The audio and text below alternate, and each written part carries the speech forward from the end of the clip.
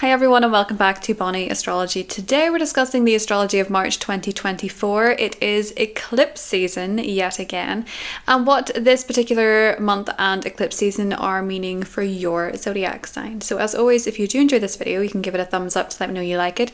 You can subscribe to the channel for regular astrology content, and if you want to follow me on any of my socials, they are listed below. And if you want to contact me for an astrological service, the information is listed in the description as well. That is the only place that you can get me. Always be aware that sometimes on Instagram and in the comment section of YouTube there can be scammers, so just watch out for anybody who has a similar username to me that is offering a service to you directly. That's not me. So let's look at March. So before we get into what this means for the zodiac signs, I am going to touch on the astrology of March and eclipse season, what it means for us collectively, and what eclipse season means in general. So first and foremost, eclipse season tends to be linked to fated events in our life, events that we remember, events that stick out like sore thumbs. These can be births, they can be deaths, they can be engagements, marriages, divorces, they can be job losses, they can be fame, they can be fortune. They tend to coincide with significant life events. Now, that does not mean that every single person in eclipse season is going to be experiencing these things. Eclipse season tends to affect most significantly the people who have personal placements at the degrees that the eclipses fall in, and everyone else tends to be aware of the storylines playing out in other people's lives. So you tend to notice, if the eclipses are not affecting you directly, you tend to notice that these eclipses are affecting the people around you. You're more of supporting characters in someone else's story. But if it is affecting you directly, you tend to notice that there is a significant event playing out in your life. And this does not have to happen around the time of the eclipse. So these events do not have to happen in March or April. They can happen a little bit later when other planets meet the degree point that the eclipse was at. So do pay attention to that. Also pay attention to your progress chart. You can pull up a good progress chart on Astrodienst or any other astrological site and notice if any of those placements, any of your progress placements or angles fall at the degree of the eclipses. So the eclipse in March that is happening on the 25th is at 5 degrees of Libra. So if you look at your natal chart and you have anything at 4, 5, 6 degrees of Libra, or maybe even a little bit wider, maybe 3, 4, 5, 6, 7 degrees of Libra, but as close to 5 as you can get means that you will be more affected. You may notice that this eclipse has a particular storyline playing out for you. And if you look at your progress chart and notice that you have anything at 5 degrees of Libra in your progress chart, you may also be feeling this too. So do make sure to check your progress chart, because sometimes eclipses activate that and you may not be aware of that if you don't know about it. So the people who have anything at about 4, 5, 6 degrees of Libra or Aries or Cancer or Capricorn are going to feel this eclipse most intensely, and you're most likely to be noticing a key event happening in your life. And again, as I say, that could be in March, but it may not be. It may be a little bit later. So these are the people that are most affected by eclipse season. And if you are not affected by eclipse season, you may find that nothing is really happening for you, but you certainly notice it in the lives of the people around you. Now, eclipses are linked to the nodes, which mean that they correspond to destined changes. And a lot of the time, the North Node shows us the direction that we're going in, the path for our greatest growth, and the South Node can show us what we're moving away from.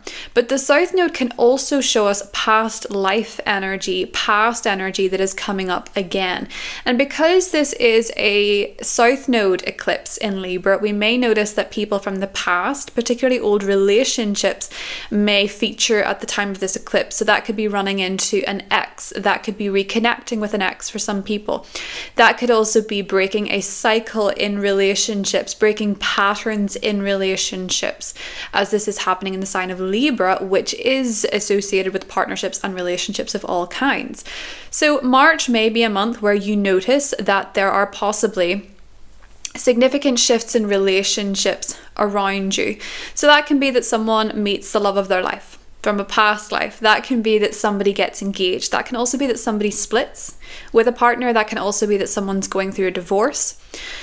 And I'm curious if any of you are actually getting married around this eclipse. I would love to know, because it is happening in the sign of Libra. And it is ruled by Venus, exalted in Pisces conjunct Saturn.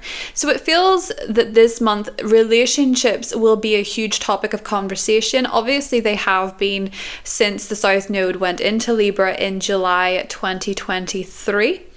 But this can be a huge theme this month in eclipses. So what you're likely to notice around you are engagements, marriages, breakups, divorces, and storylines playing out when it comes to relationships. As Venus is going to be conjunct Saturn, it is giving a sense of split or commit in relationships as well.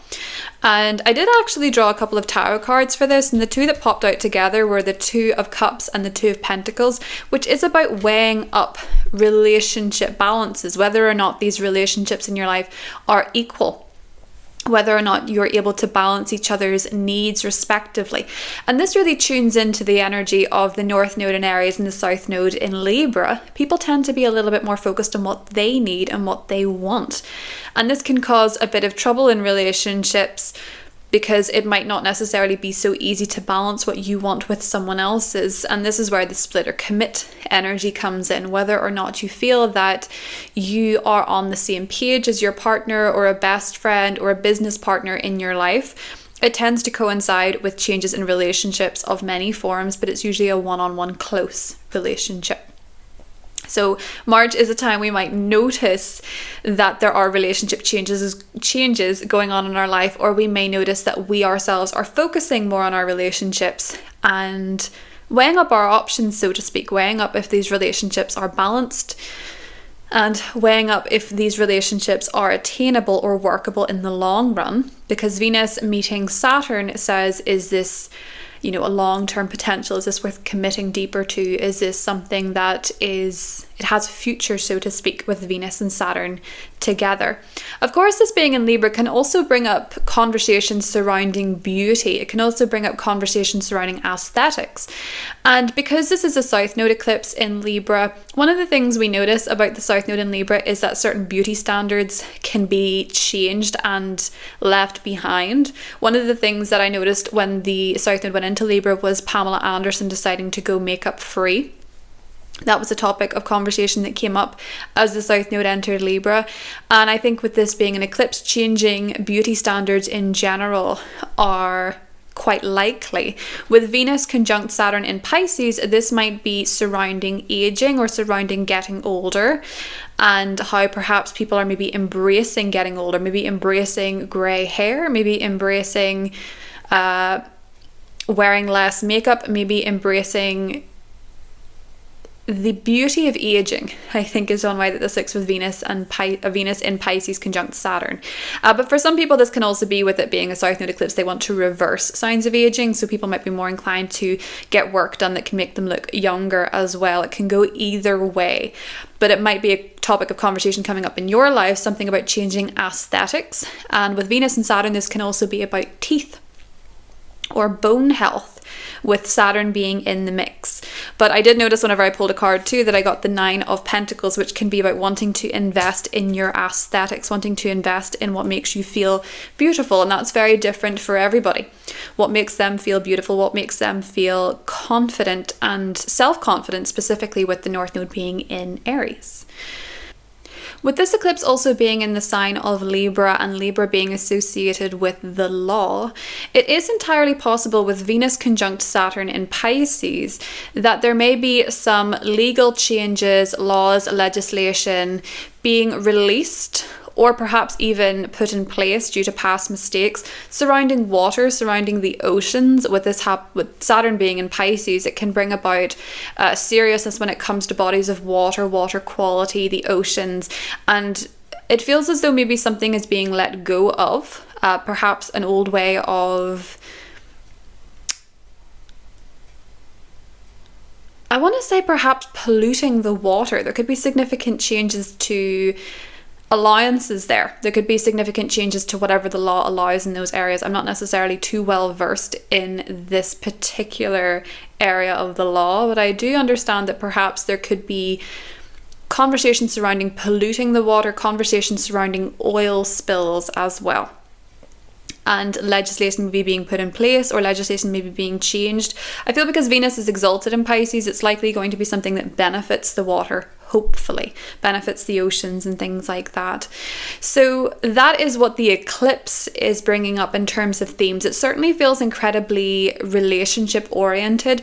It is also worth noting that this eclipse itself is actually trining Pluto in Aquarius. So Pluto is freshly in Aquarius, and this means that the changes that are being brought in, the changes that are released, are positive for the future. So if you find yourself perhaps exiting a relationship at this time because it's no longer workable, you may find that this is freeing you up for a future that suits you. Maybe a lot of relationships are ending because there are not shared goals. Maybe relationships are ending because they don't see the same type of future. Or maybe relationships are actually forming because they do see the same type of future. Maybe you're finding someone who shares your values, what you want for the future, even if that is a little unusual on a societal level. It might also be that perhaps there is, I will say with Pluto being in Aquarius, friends to lovers story arcs, or even lovers to friends story arcs. Perhaps ending a relationship but remaining friendly, or perhaps even meeting people through groups, meeting people through... And I will say, one of the ways this feels is very past life. So a lot of the time I notice when people have South Node transits linked to relationship points, it tends to bring about people who feel instantly very familiar, people who feel new, people who actually could be new but feel very familiar, like you've known them before. Or it can be finally connecting with someone that is meant to be part of your storyline, but it hasn't been the right time, or finally reconnecting with someone.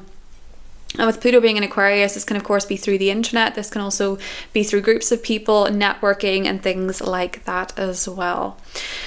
Other astrology happening this month. We do on the 3rd have a Venus-Uranus square at 19 degrees of Aquarius or Taurus. So if you have anything at 19 degrees Aquarius, Taurus, Scorpio or Leo, watch, because this is going to impact you directly. This can bring some sort of shock or change, and this could be linked to finances with Venus, but it could also be linked to relationships as well. And it's interesting because just from observation point, Uranus has been at 19 degrees for quite a while. It's been there since December, I believe. And this is actually hitting the natal charts of Kate Middleton. It's also hitting the natal charts of Wendy Williams, two people that have been in the media for health issues. And it's also been very close actually to King Charles's chart too. So this can be something, you know, that is bringing a shock when it comes to relationships, when it comes to money, when it comes to finances. For anybody who does have anything at 19, 20 degrees of the fixed signs, you may notice around this time that something happens that feels a bit disruptive, that feels a bit shocking, it feels maybe a bit unforeseen, and it may feel a little bit disruptive. So do pay attention to that. It is adding to the sense of relationship changes for a lot of people as well, because this is a relationship planet being disrupted by Uranus. So again, this conversation about relationship disruptions, changes and shakeups in March. Mercury is going to meet Neptune at 27 degrees of Pisces on the 8th. Which can be a very psychic time for a lot of people. So this might be a good time for a tarot reading. This might be a good time to journal. This might be a good time to channel. This might be a good time to work on your psychic gifts. You may have very unusual dreams from about the 7th to the 9th of March. Pay attention, because the symbols will be very clear and they will be very insightful. And eclipse season, actually, even if nothing happens specifically on the day of the eclipse or the days surrounding the eclipse, you might notice signs and synchronicities. So try to be a little bit more intuitive around this time and pay attention to what signs and synchronicities you do see, because they may be playing out later and they may be giving you hints or clues as to what this eclipse season is going to mean for you. On the 9th, again, for the people who have anything at 19, 20 degrees of the fixed signs, even 18 as well, 18, 19, 20 degrees of Scorpio, Taurus, Aquarius, or Leo, Mars is squaring Uranus, and this is bringing a lot of tension. So be careful around that time, because tempers may erupt unexpectedly. There may be unexpected aggression. There may be snap people may snap, people might have very quick to react anger. It just feels like it comes out of nowhere, so be particularly careful around that time and be watchful of your own temper too. This can be linked to explosive energy, so just be careful when you're out and about around that time. I would say from about the 7th to the 10th of March, be mindful. Mercury enters Aries on the 9th, and we're all feeling a little bit more direct in our communication than we were when Mercury was in Pisces, which was very intuitive. It was psychic. It was sort of more about what we're feeling rather than speaking out loud what we actually mean. Mercury entering Aries means people might be a bit more direct from the 9th. Mercury is going to retrograde in Aries next month, so this is going to be a longer transit of Mercury where you're probably thinking a lot about your Aries house, and this is a wider storyline, so pay attention to that because Mercury is active in eclipse season. And we have a solar eclipse in Aries, so look at your Aries chart. Look at your Aries house in your chart, see what it is, because this is going to be a big topic of conversation for the next 2 months. There's a new moon in Pisces on the 10th, and this is going to be a new beginning in your Pisces house. This is really cute. It has a sextile to Uranus, so there can be pleasant changes. There can be pleasant surprises coming in around that new moon. It's a great time to focus on a dream of yours or work on developing psychic intuitive gifts or healing your mental health. There can be unexpected help when it comes to your inner world with the new moon in Pisces, but it also feels like whatever your Pisces house is in your chart, there seems to be a positive new beginning happening there with some sweet surprises, truthfully. Venus enters Pisces in the 11th. Venus loves being in Pisces, and this is beautiful for relationships and our love life, but our love lives, as if we all have the same one. Venus enters Pisces in the 11th. It is beautiful for love and relationships and finances. Of course, we do have that eclipse coming up in Libra, so they're going to take center stage, and I think that Venus in Pisces softens the blow a little bit when it comes to an eclipse in a relationship sign, because it tends to bring about forgiveness, letting go, surrendering to the process with Venus being in Pisces. On the 17th, the Sun meets Neptune. This can be a very confusing day. Again, great for intuition, developing psychic gifts, but it can bring perhaps a little bit of fogginess and confusion as to what exactly is being illuminated. It is like being in the fog but having your fog lights on, so maybe having a good way of navigating confusion at this time, and maybe knowing that following your intuition or a particular inner guidance system is going to get you where you need to go. It is coinciding with St. Patrick's Day, which is interesting. So if you are out and about drinking, do be careful, because the Sun and Neptune meeting, you may overdo it and you may feel it pretty bad the next day if you're drinking under St. Patrick's Day. 18th, Mercury meets the North Node in Aries, and this can bring about very important conversations, very important thoughts as well. You might have a light bulb moment when it comes to your Aries house, but it can bring conversations about destiny, and you can notice when you're having conversations with other people that God speaks to other people. So that means that you feel as though you're being directed, or someone's giving you information that maybe they didn't inadvertently mean to influence you, but you're thinking, oh, this changes things. This gives me a bit of insight that I didn't even ask for. It just sort of lands in your lap. Mercury then meets Chiron on the 20th, and this can bring about healing conversations. So talking about a wound, talking about something quite vulnerable and something quite raw. Venus meets Saturn on the 21st, and this can bring about a sense of seriousness in relationships. On one hand, you may feel a little bit lonely. In some cases, you might feel a little bit at odds with other people, maybe wanting to be alone with Venus meeting Saturn in Pisces, enjoying your alone time. And this can also get us more serious about relationships and whether or not these relationships are right for us. And it feels very led by intuition and intuitive boundaries. A good indication if you're in the right relationship with a person, whether that is, business, whether that is romantic, is how you feel when they're not there. Do you feel safe and secure when they're not there, or do you feel worried when they're not there? That could be a good indication that maybe something needs to change in your relationships. Venus sextiles Uranus on the 28th, and this is cute for anybody who has any natal placements at 20 degrees of Pisces or Scorpio or Cancer, because you might be noticing a little bit of a blessing coming in linked to the new moon on the 10th. So maybe something new that begins around the 10th of March gets a little bit of a cosmic boost around the 28th as Venus activates that degree. So do pay attention to that. I hope that if you have any of those natal placements, you feel a little bit more aware of what March could mean for you. I'm going to go into what it means for each of the individual zodiac signs. I also just want to mention, because I've skipped ahead there, that on the 22nd, Mars actually enters Pisces. Mars leaves Aquarius and enters Pisces on the 22nd. And Mars going through Pisces means that we're probably leading a little bit more with our intuition, leading a little bit with gut feelings when it comes to our action. And maybe wanting to put a bit of bravery into working on something that feels like an unseen foe.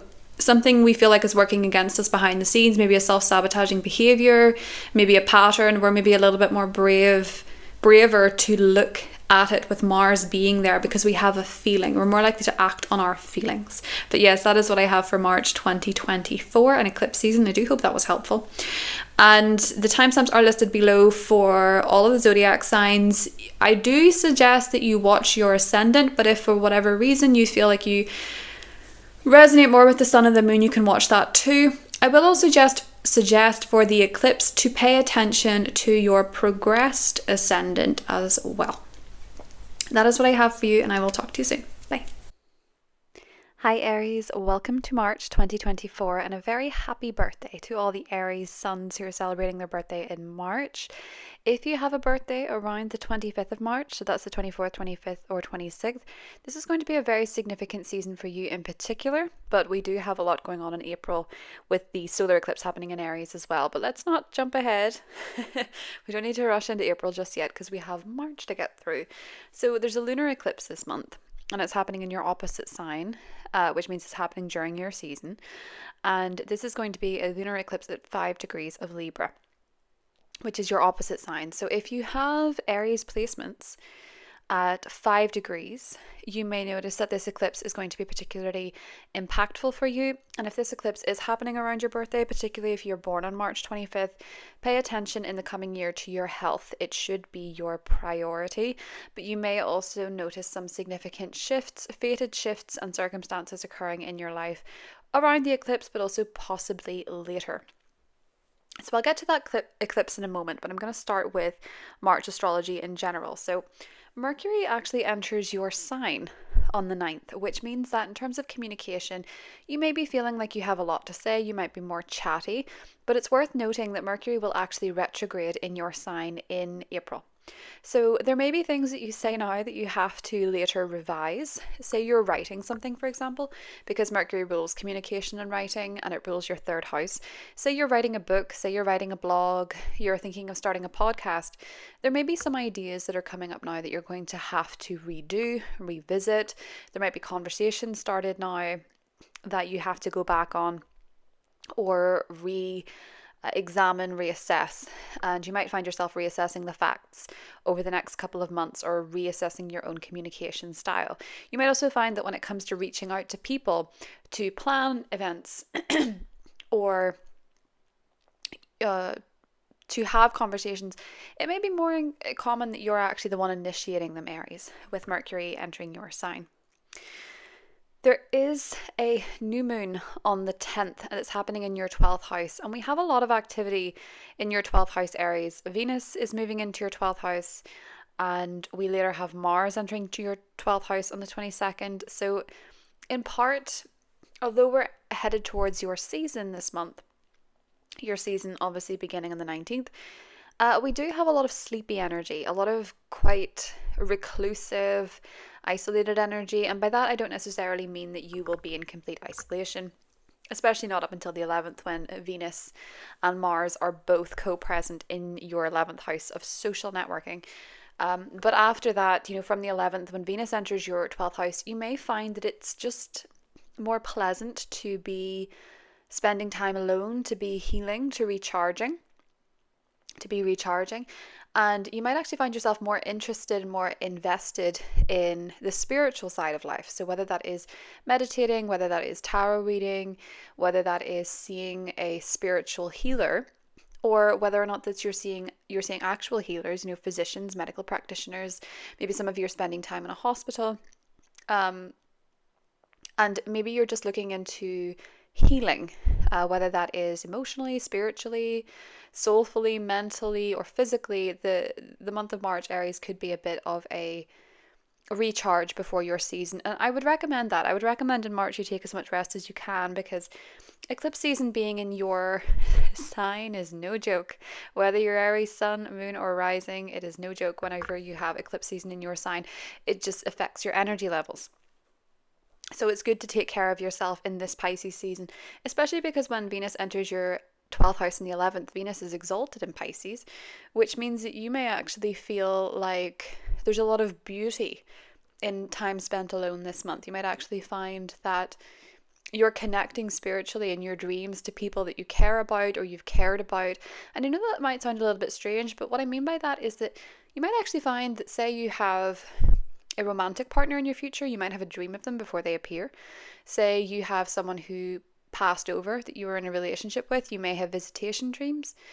Or you may just have a lot of insights into your relationships in your dream state that you maybe weren't aware of in waking life. Your subconscious is really making some things known to you about your relationships.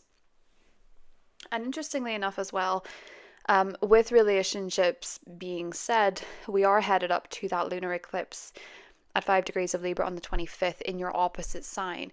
Now this, especially if you have anything, as I say, at 5 degrees of Libra or Aries in your chart, this will affect your relationships. This will be something that changes your relationships in a way that can't be undone, so to speak. So for some of you, this could be a split or leaving a relationship, could be a divorce. For others of you, it could be an engagement. For single Aries, it could be meeting someone very significant, a significant partner. But it basically changes your relationship in some form. And I will say, because the ruler of this eclipse is Venus, and Venus is exalted in Pisces, it does seem to be that whatever the case is, this is for the best, with it being in an exalted space. So take heart in that. You might be having to clear space in one relationship to make room for another. Or you might be finding that because the 12th house is all about secrets, maybe a partner has actually been planning something wonderful for you in secret. Or maybe you've just had a baby and that's changed your relationship completely, Aries. And because this is a South Node eclipse, it's also possible that some of you may reconnect with someone that you used to date or was in your past. That is possible for a very select few of you. But just do note that if you're concerned about this, it really does seem to impact more so the people who have placements at 5 degrees. So that eclipse is sort of colouring the month, because eclipses don't necessarily just occur, the events of an eclipse doesn't necessarily occur the day of. It can occur later. In fact, it can actually be felt a month from now, 2 months from now. You might not necessarily be aware exactly of what this is until it happens. So you might be sitting on that day thinking, oh, I don't see anything. But in reality, there's a conversation, there's a sign, there's a symbol, there's a synchronicity, there's something shows up that gives you a bit of a clue as to what this might be. So we do have the sun entering your sign in the 19th, and this is bringing your focus back onto yourself as we prepare for your season. You're sort of undergoing this new beginning in your relationship to yourself as well as your relationship to others. And this season is incredibly intense as an Aries person with the solar eclipse in April. But with the sun going through your sign, with it being your solar return, this is a time to focus on what it is that you want for yourself, particularly as the sun rules your 5th house. What makes you happy, what makes you feel joyous, what makes you feel uplifted, and what makes you feel good. There is a Mars-Uranus square on the 9th, which I just want to flag. If you have any personal placements at 19 degrees of Aries, Aquarius, Taurus, Scorpio, or Leo. If you have anything at those degrees specifically, you'll feel this the most. But with Mars squaring Uranus, Mars being your ruler and Mars being in your 11th house, Uranus being in your second, be careful clashing with friends. You might find that you're feeling very opinionated. You might find that you're feeling very connected to a cause, and there could be a flare of tempers. You might lose your temper very quickly, especially if it's over values, different value systems. Just try to keep your cool because, you know, with it being Mars and Aquarius, we're very dedicated to our causes.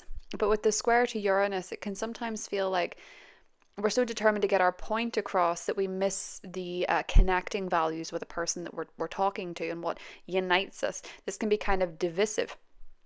So you may find yourself clashing with other people, particularly maybe friends or people that you're networking with around that time. So do watch your temper at that stage, Aries, please, if you can. There's a Sun-Neptune conjunction happening in your 12th house on the 17th. And I feel like for a lot of you, this could be some psychic clarity, intuitive clarity. And it could be feeling, you could feel very dreamy. You might also just want to spend time at home, rest, recharge, sleep, daydream, that kind of thing at that day. Don't expect to be full energy on the day of the 17th. On the 18th, we have the Mercury North Node conjunction happening at 15 degrees of Aries. And this could be a time where you're initiating or instigating an important communication, Aries. It feels like there could be a very important communication happening around that date that's going to be about the direction you're taking, where you want to go. Maybe you're telling somebody about a goal of yours. Maybe you're sharing your wish, sharing your ambition, or maybe you're putting yourself forward for something that's going to get you where you want to go. Like you have clarity on what it is that you need to do next. And on the 20th, when Mercury meets Chiron in your sign, you might be having some really, I want to say, healing conversations with yourself. Or maybe a sibling, or maybe someone at the gym, maybe somebody that you meet in your everyday commute. A conversation that could be kind of healing. You might be discussing something quite personal. You might be sharing something quite personal about yourself, and you could find that it's a healing moment per se. You feel as though you're able to be vulnerable, and something that you share might actually help someone else as well around the 20th. Maybe you have a message that you want to put forward. You want to share a vulnerable part of yourself, a vulnerable story with the world. And you might find that you're experiencing a healing feeling from that. But it also might be that somebody else is too. So we have a Venus-Saturn meet up on the 21st. And this might be a time for some of you to, if you are letting go of a relationship, you might be becoming quite aware of why that is around this time, or if it's something that you need to do. And it may be with the connection to Saturn is that it's not a relationship that you can commit to any longer, or it's not a relationship that's sustainable for the future or for the long term. This might also be where you're committing to a healing journey, or committing to healing something about yourself or your inner world. So that can be that maybe you're deciding that you want to learn some kind of skill like Reiki, for example, and you want to be able to use that daily. Or you might be committing to something completely in private that nobody knows about. Some of you might even commit to a private relationship under this conjunction, maybe because you don't feel like it's the right time to share it with people, or you don't want people to know. It may come out with the eclipse if that is the case, but this could be a private thing. A nice day is the 28th, when Venus sextiles Uranus. Venus being in your 12th house, Uranus being in your second. It feels as though around this time, Aries, you might be feeling like your changing values and your changing perspectives are helping you let go of a particular notion in love and relationships. So maybe you thought you would always end up with a certain kind of person, and you're actually realizing your values have shifted and you're attracted to something completely different. Or you might find that you're wanting to give up a financial habit that is hurting you, and you around that time just have complete clarity on how to do that. So that is what I have for you, Aries. I hope you have a beautiful month, and I'll talk to you soon. Hi Taurus, welcome to March 2024. I hope you're doing really well, Taurus. So I'm going to start right off the bat with you in March on the Venus-Uranus square, which is happening on the 3rd, because I think this impacts you directly as a fixed sign. And I want to say that if you have any placements, especially in Taurus or Aquarius, Scorpio, Leo, at 19 degrees, you might find that you're really feeling this unpredictable, shaky energy around the 3rd of March. So Venus in your 10th house, Taurus, is squaring Uranus in your 1st. And I feel like there might be an element of unpredictability when it comes to where you're standing in the workplace or where you're standing professionally, especially maybe with a woman. Because Venus is in the mix, there seems to be a bit of a shock or a bit of surprise, maybe coming from a female in the workplace, or maybe coming from your mother, or maybe coming from somebody in your life that you work with professionally, that maybe you collaborate with professionally. And it feels like maybe they're experiencing unpredictability from you, or you're experiencing unpredictability from them, but the energy feels a little bit shaky around the 3rd, so just be mindful of that. It could be a little bit of an edgy energy, a little bit irritable and a little bit angsty for you, Taurus, especially as I say, if you have anything at 19 degrees, because you're already feeling this from Uranus. You've been feeling this from Uranus for quite a while, from December, because Uranus actually is stationed at this degree. So you might be already feeling this energy, and this just comes along and tops it off. So say, for example, you're feeling really very irritable and you're feeling quite like you have, what is that expression? You have itchy, is it itchy feet? Where you want to travel, you want to go, you want to enjoy life, you want to break free. You could be a little bit rebellious. You may find that somebody on a professional level or a public level just exacerbates that energy, so to speak. And you might find it a little uncouth or a little ungraceful, their behaviour. On the 9th of the month, we have Mercury entering your 12th house. So Mercury going through the 12th house is amazing if you're a psychic or a clairvoyant or someone who's spiritual, because you may notice that these gifts are heightened. You might find it easier to connect with your intuition, to say and channel what it is that you're feeling or seeing or experiencing on a psychic level. It may also be that you're not actually feeling that communicative with the real world, Taurus, because you're maybe behind the scenes working on your finances. Maybe for some of you, you're getting to grips with your online banking. Because Mercury rules your 2nd house, maybe you're working, you're taking time out to maybe save some money. Maybe you're taking some time to yourself to figure out what it is that you're doing financially, where you're spending money you don't have, or where you're maybe losing money that you don't realize. With Mercury going through the 12th, do be careful of people trying to scam you online, people trying to hack accounts and things like that, particularly because Mercury is going to be going retrograde in Aries in April. So these are going to be themes that may be coming up. And Mercury is associated with trickster energy, so just be careful of your online accounts and your passwords and things like that. I only say because someone actually did try and hack my PayPal. Mercury was going through my 12th house there last month. So we have a lovely meetup between Mercury and Neptune on the 8th at 27 degrees of Pisces. This is happening in your 11th house. So if you're part of spiritual circles, or you're part of healing circles, networks, communities, Taurus, you may find that there's some event happening this day where you're really feeling very connected to other people. Maybe you're not 100% sure why. Maybe you're not 100% sure what it means. You're maybe not even 100% sure if the people you're communicating with. I feel as though there could also be potential for miscommunication if you're communicating with friends about details, about logical matters. Those aren't necessarily such great areas for communication, and those are the parts, Taurus, where you might be noticing that you lose details, you miss details, you don't hear things properly, they don't hear things properly. So just be cautious of that if you're organizing something. But it does feel that if you're a spiritual person, or if you're someone who's clairvoyant, clairaudient, intuitive, this could be a really interesting day for insights, or to spend time with friends and communities who are spiritual. You might also notice that, say for example, you are just thinking of a friend you've not spoken to in a while, they might suddenly text you that day. It's very woo that day, actually. A day that is very intense, Taurus, is the 9th, when Mars is squaring Uranus. Uranus being in your sign, Mars being in your 10th house.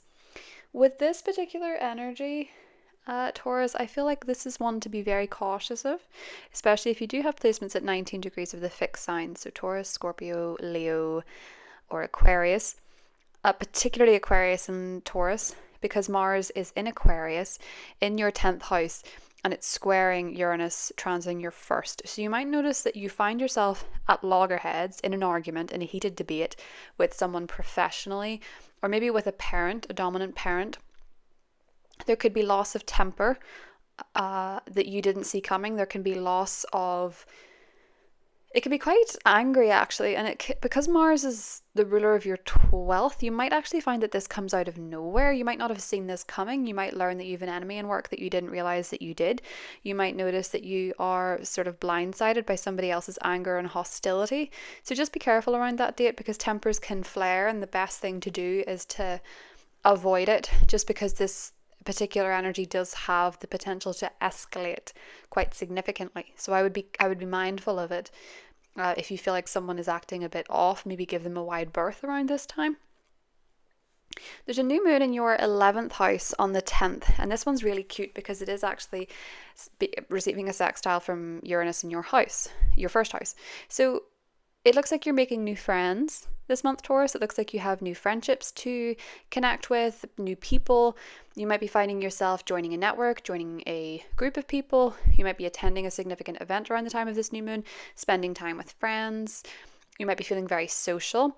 And I feel like if you have somebody in mind, Taurus, that you want to be friends with, or you want to connect with online or something like that, this is the time to go for it, because the sextile from Uranus is you. You know, you're supporting new friendships, you're supporting new connections.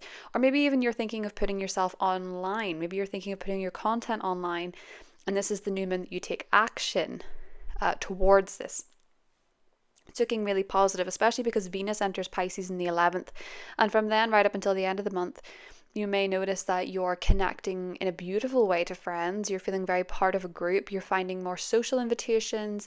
You're better received socially, and it's a very social time for you in general, Taurus. Especially because the sun is there for most of the month. The sun is there right up until the 19th, so you can sort of find yourself coming out of your shell, going to events, connecting with friends, making new friends, and maybe even starting new habits when it comes to your friendships and how you socialize. And speaking of friendships, there's a Sun-Neptune conjunction on the 17th. You might find, again, that the psychic connection between you and others is very strong. You might dream of a friend, you might dream of an old friend, or you might even find around this time that you're connecting to someone where you feel like you have a very psychic connection in terms of your friendships, Taurus. There's a Mercury North Node conjunction happening on the 18th in your 12th house. And then we have a Mercury Chiron conjunction happening on the 20th in your 12th house. These are very much leaning into your intuition and trusting that little voice that is telling you in a direction, telling you to go in a direction that you feel intuitively called to go. So listen to your intuition if you're feeling like there's a message for you, if there's a shift for you. This could be a day where you're listening to a tarot reading, you're listening to a podcast, you're listening to anything that suddenly something just sticks out for you and you think, this was a message for me, this was a sign for me, this was a synchronicity.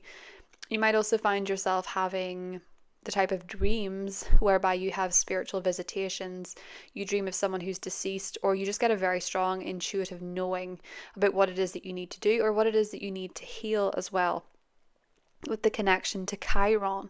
And this could be financial because Mercury does rule your second house, but it could also be in terms of love and romance because Mercury rules your fifth. So maybe there's something that you need to heal, or maybe there is a healing conversation that helps you move past perhaps a disappointing love affair, or matters surrounding your children, or matters surrounding your creativity as well, Taurus. We have the lunar eclipse on the 25th in the sign of Libra. So for you, this is your 6th house. So this is very health focused for you, Taurus. You might be finding that around this time you're willing to give up some habits when it comes to your health and your wellness. So that can be what you're eating, that can be what you're ingesting. That can be simple habits in your day-to-day life. It can be how you exercise. It can be anything surrounding matters of health and how you take care of yourself, your habits and routines effectively. So these may be changing around this time. And if it's not those, it may be that there are changes in your employment, changes in the people that you work with, changes with the people that you employ. So you might notice someone, particularly a female, may actually leave the workplace where you work, or you might find yourself deciding that you really need to give something up in order to heal your body. You may cut out a specific food, for example, or you may even realize that you're allergic to something, or you have an intolerance to something around this time, Taurus, too. But it is a good time to prioritize your health, and With the lunar eclipse, I'm more inclined to think that it's that you need to let something go in order to have better health. Now, the ruler of this eclipse, Venus, is exalted in your 11th house. So you're doing this for future you. You're doing this for the best version of yourself in the future. Venus is your ruler too. So to have it in your 11th house means that you're really thinking about what your future looks like for you. And I think you really want to get healthy and you want to get serious about your health and well-being, Taurus. There could be matters coming up about health. Some of you could be perhaps with an eclipse coming up in your 12th house. Maybe you're actually scheduling surgery for some of you. Maybe you're scheduling a retreat. Maybe you're going into hospital to heal something for some rehab. There can be a need to focus very much on your health this eclipse season, Taurus. Mars enters your 11th house on the 22nd, and I think for a lot of you this is going to be a time where, although we have the co-presence of Venus there, you could find yourself being a bit more passionate about your friends, and in some cases that means that you could be a bit more sensitive to what they say, what they're doing, so there can be confrontation. But there can also be, with this being the 11th house, that you're feeling really driven and committed to an endeavor, a charity, a humanitarian issue, and you may be finding yourself pushing yourself forward to protest something or to fight for something. Because it's in the sign of Pisces, this could be about matters overseas, or this could be to do with healthcare. But I feel like for a lot of you, you're feeling very committed to a cause with Mars going through your 11th house. That's usually what you're fighting for when Mars goes through the 11th. But it can be conflicts with friends as well. There is a Venus-Saturn conjunction in your friendship sector on the 21st as well. So you may be finding yourself committing to helping a friend. Pisces is a very helpful energy. Maybe you're committing to helping a friend in some way, or a friend is committing to helping you. Or it may be that you're committing to a vision for the future, and this could be aesthetic. And it could line up with your health. So you might be finding yourself making a vision board of what you want your future to look like and figuring out a plan with Saturn how to make that happen. It's a very cute day on the 28th with Venus sextiling Uranus in your sign, because there can be a lot of social opportunities. There can be a lot of nice time spent with friends. It's a good day to get together with friends in general, Taurus. But that is what I have for you. I hope you have a great month, and I'll talk to you soon. Bye. Hi Gemini, welcome to March 2024. So Gemini, this month for you has a lot of focus on your professional life. So it is Pisces season, and when the sun is going through your 10th house, it basically focuses your energy on your professional life, your career, your work, your purpose. Even if you're retired, this can be a goal of yours.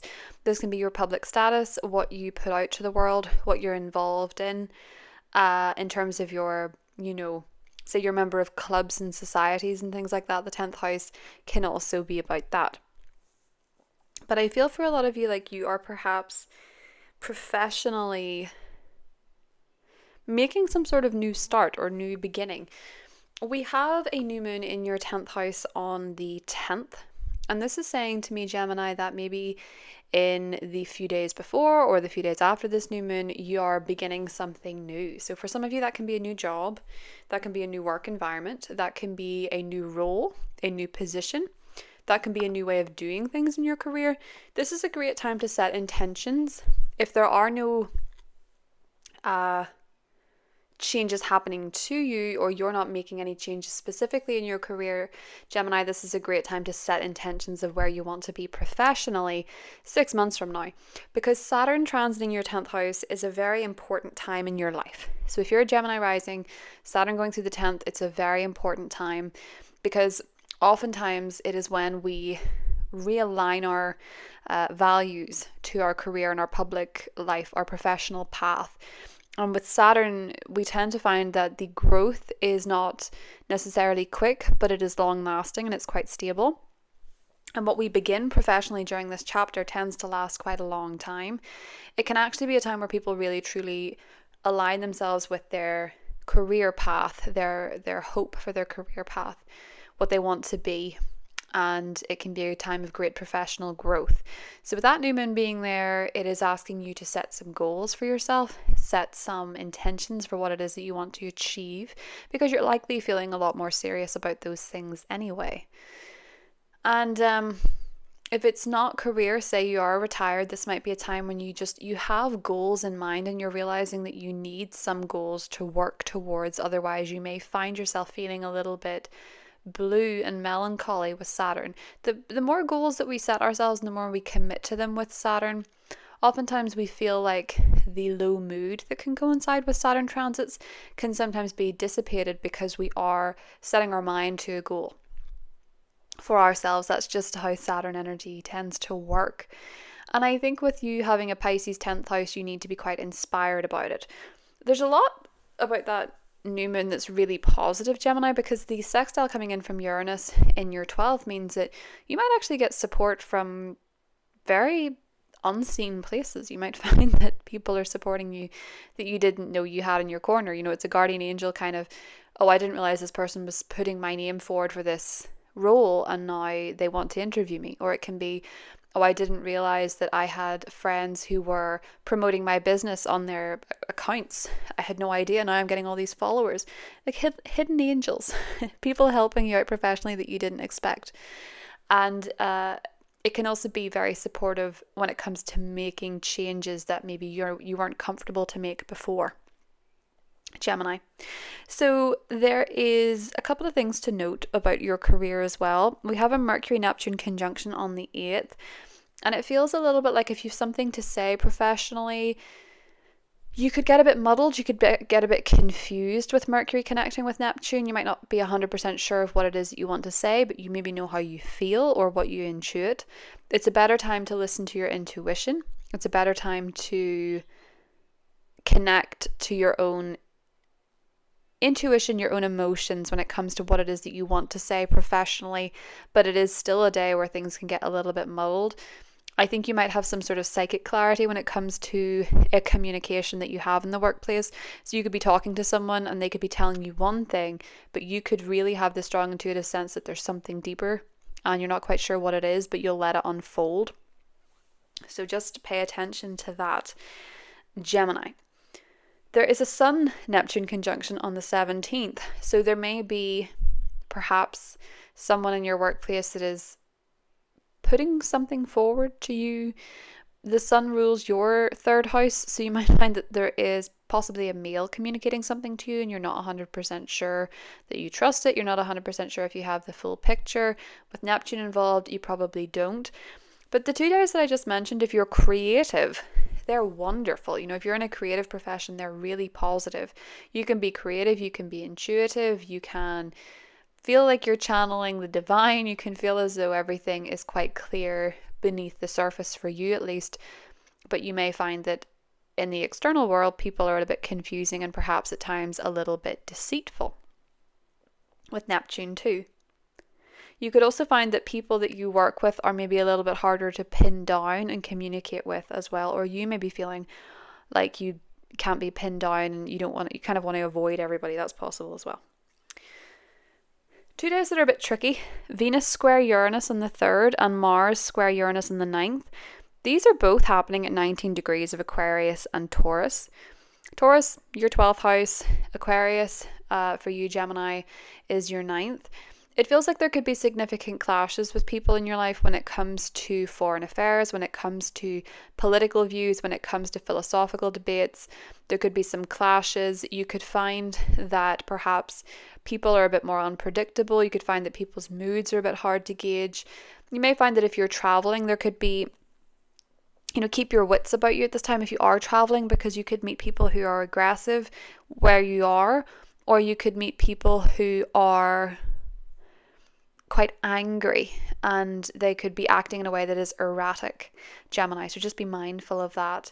And it could also be that you're arguing with people about matters surrounding these foreign affairs, surrounding traveling, surrounding religion, spirituality. All these things can be topics of heated discussion for you on those dates in particular.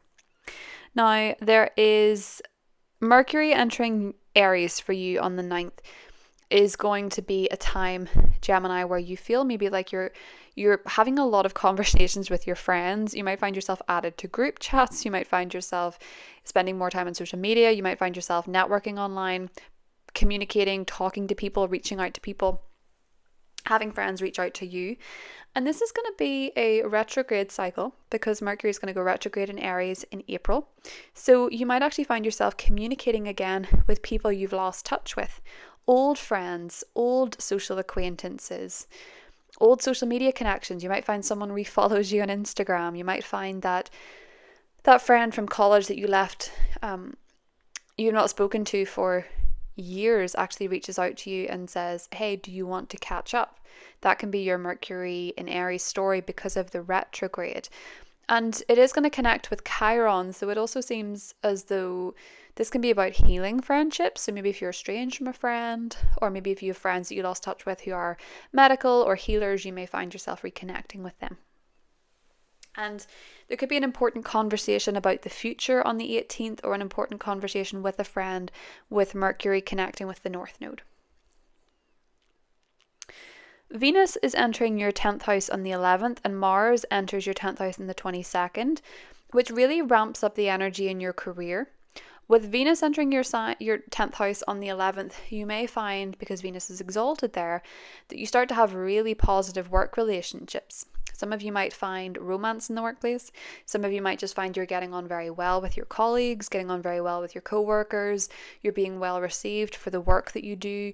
Maybe if you're putting yourself out there to the world, your public image is enhanced. You might be finding ways to enhance your public image with Venus being there. And when Mars enters that sector on the 22nd, you may find that you're putting a lot of effort into your career and your public life and professional life, and you may find yourself really energized to make things happen for yourself professionally, Gemini.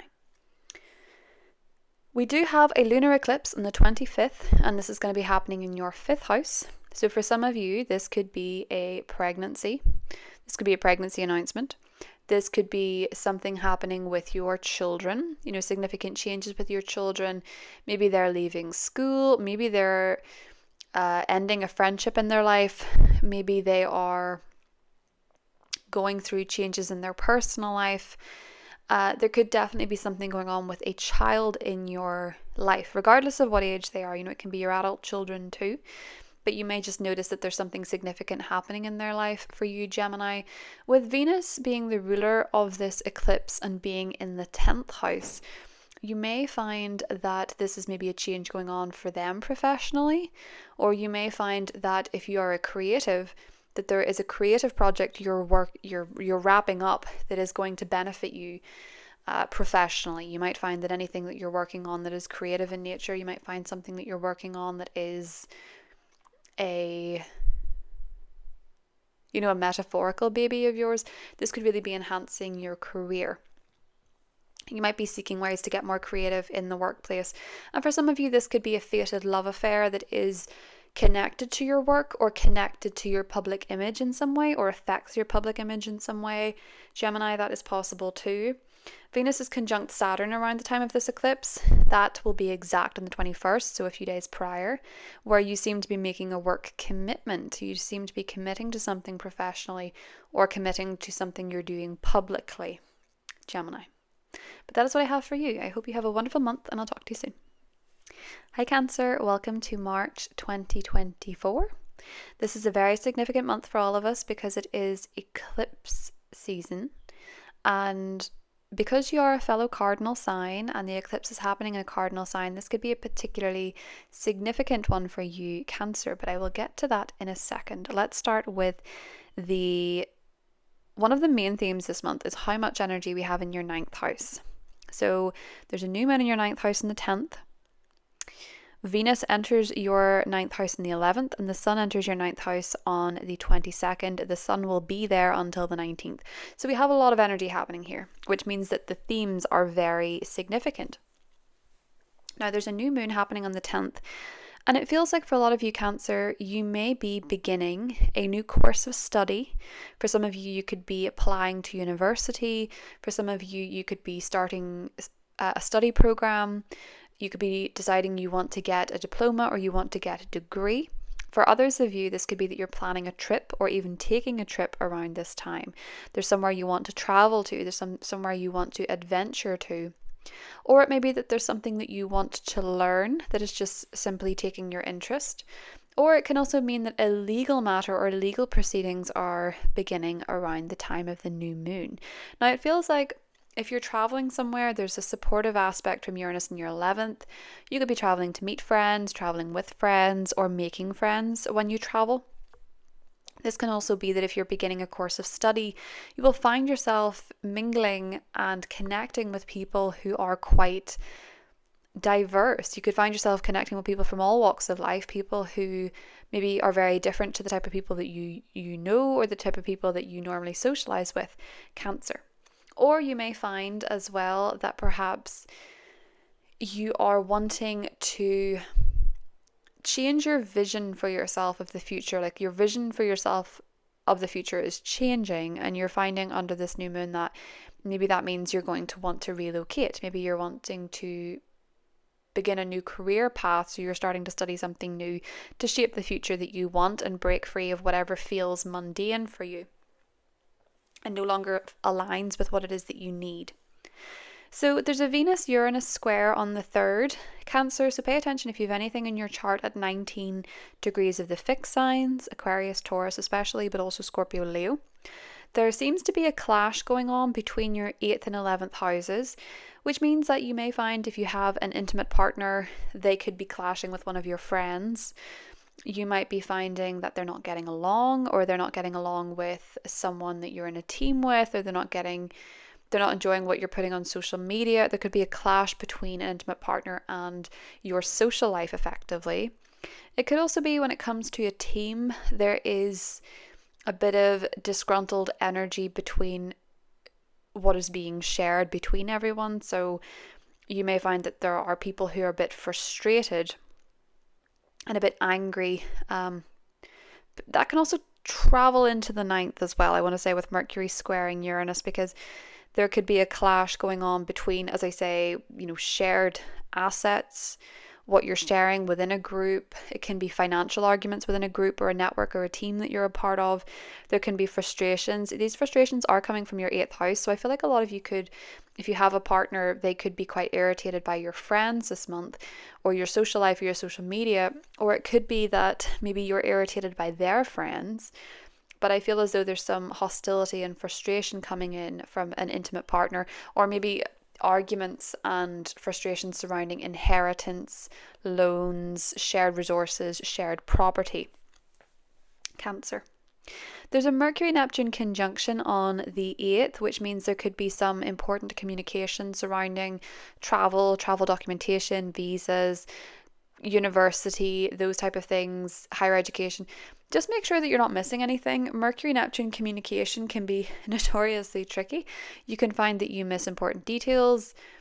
You might find that you don't necessarily have clarity on what this information is, but it's a great day to tap into your intuition and lead with that rather than the facts. So if you feel like you're missing something, you probably are. Or if you feel like something is not quite right, you're probably correct.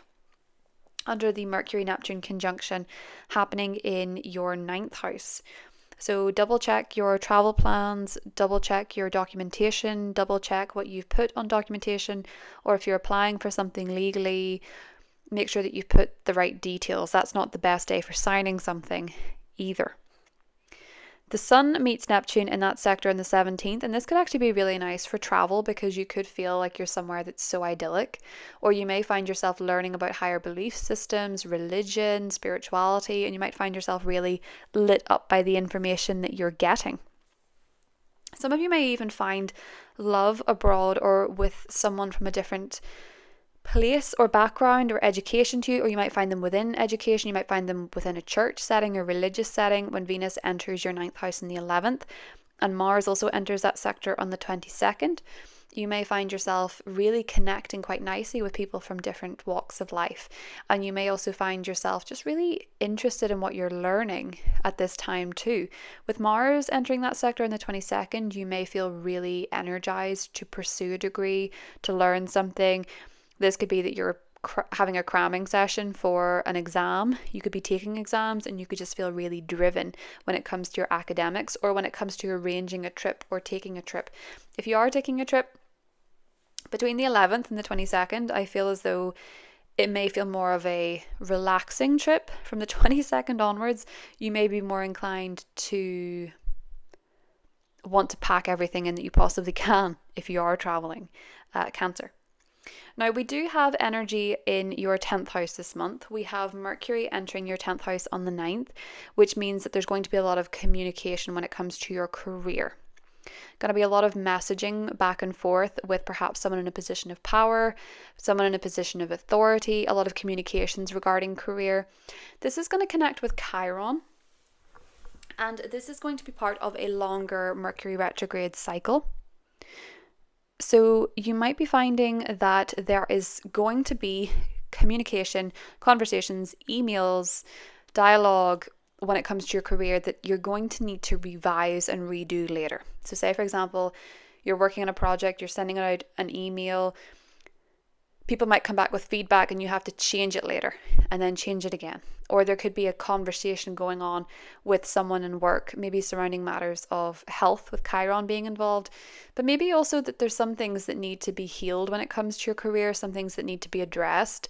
With the North Node being there, you're supposed to be taking a more proactive approach to meeting goals, making things happen for yourself career-wise, and this is the time to revisit what's not working in that case.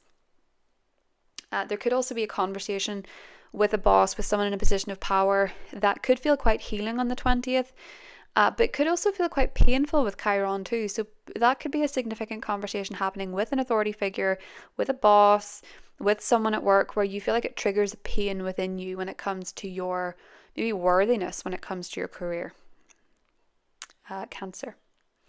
The Sun enters your career sector on the 19th, and this is going to be a time to really focus on your work and what lights you up and what energizes you, because inevitably we have a lot of changes happening there with the solar eclipse coming in April. Now, there is a lunar eclipse this month, and it's happening in your sector of home and family. So these tend to be quite fated events with the lunar eclipse, this being on the 25th. For you, Cancer, this could actually be that some of you are moving geographically, because this is a lunar eclipse in your home sector. So matters surrounding home and property are coming up. You may be selling a house, leaving a house, moving out, making substantial changes. And because the ruler of this eclipse is falling in your 9th house, Venus in Pisces, it could be that you're actually moving to a different country. Or it could be that you're actually moving for university or for college or to study, or maybe you're giving up a fixed abode so that you can travel more, because some of you are making a significant commitment to either travel or education on the 21st. So maybe you're planning to take a year-long trip or a sabbatical, or maybe you're thinking, actually, I really want to move to this country, or I maybe want to move home to this country, whatever it is that your unique set of circumstances is indicating. But it seems as though a lot of you could be going through substantial changes when it comes to home, family, so selling a house, changes within the home, changes within your family around the time of the lunar eclipse on the 25th. And a nice day that we have is the Venus-Uranus sextile on the 28th, happening with your 9th house and your 11th house, Cancer. So this might look like traveling with friends, having a good time with people from different walks of life, different countries, different geographies, different backgrounds, different religious backgrounds, but really feeling connected and enjoying it, being excited by the differences between you and people that you know, being able to share stories, being able to talk about things that are exciting and feel kind of novel, kind of new. So that's what I have for you, Cancer. I hope you have a great month. Hi Leo, welcome to March 2024. So Leo, this month there's a lot of focus on your 8th house. So the 8th house in astrology is very mysterious. So a lot of these themes aren't necessarily that obvious, but I'll touch on them. So these can be themes that surround your intimate relationships and relationships where you share resources, where you share property, where you share finances. It can be your spouse's money. It can also be what you inherit from other people. That can be financially. That can also be in terms of your talents or what you inherit in terms of your personality, your psychology, your trauma. These things can be coming up for you as themes this month. Now, we have a lot going on there, so it's very 8th house themed, and I wouldn't be surprised if a lot of you find yourself very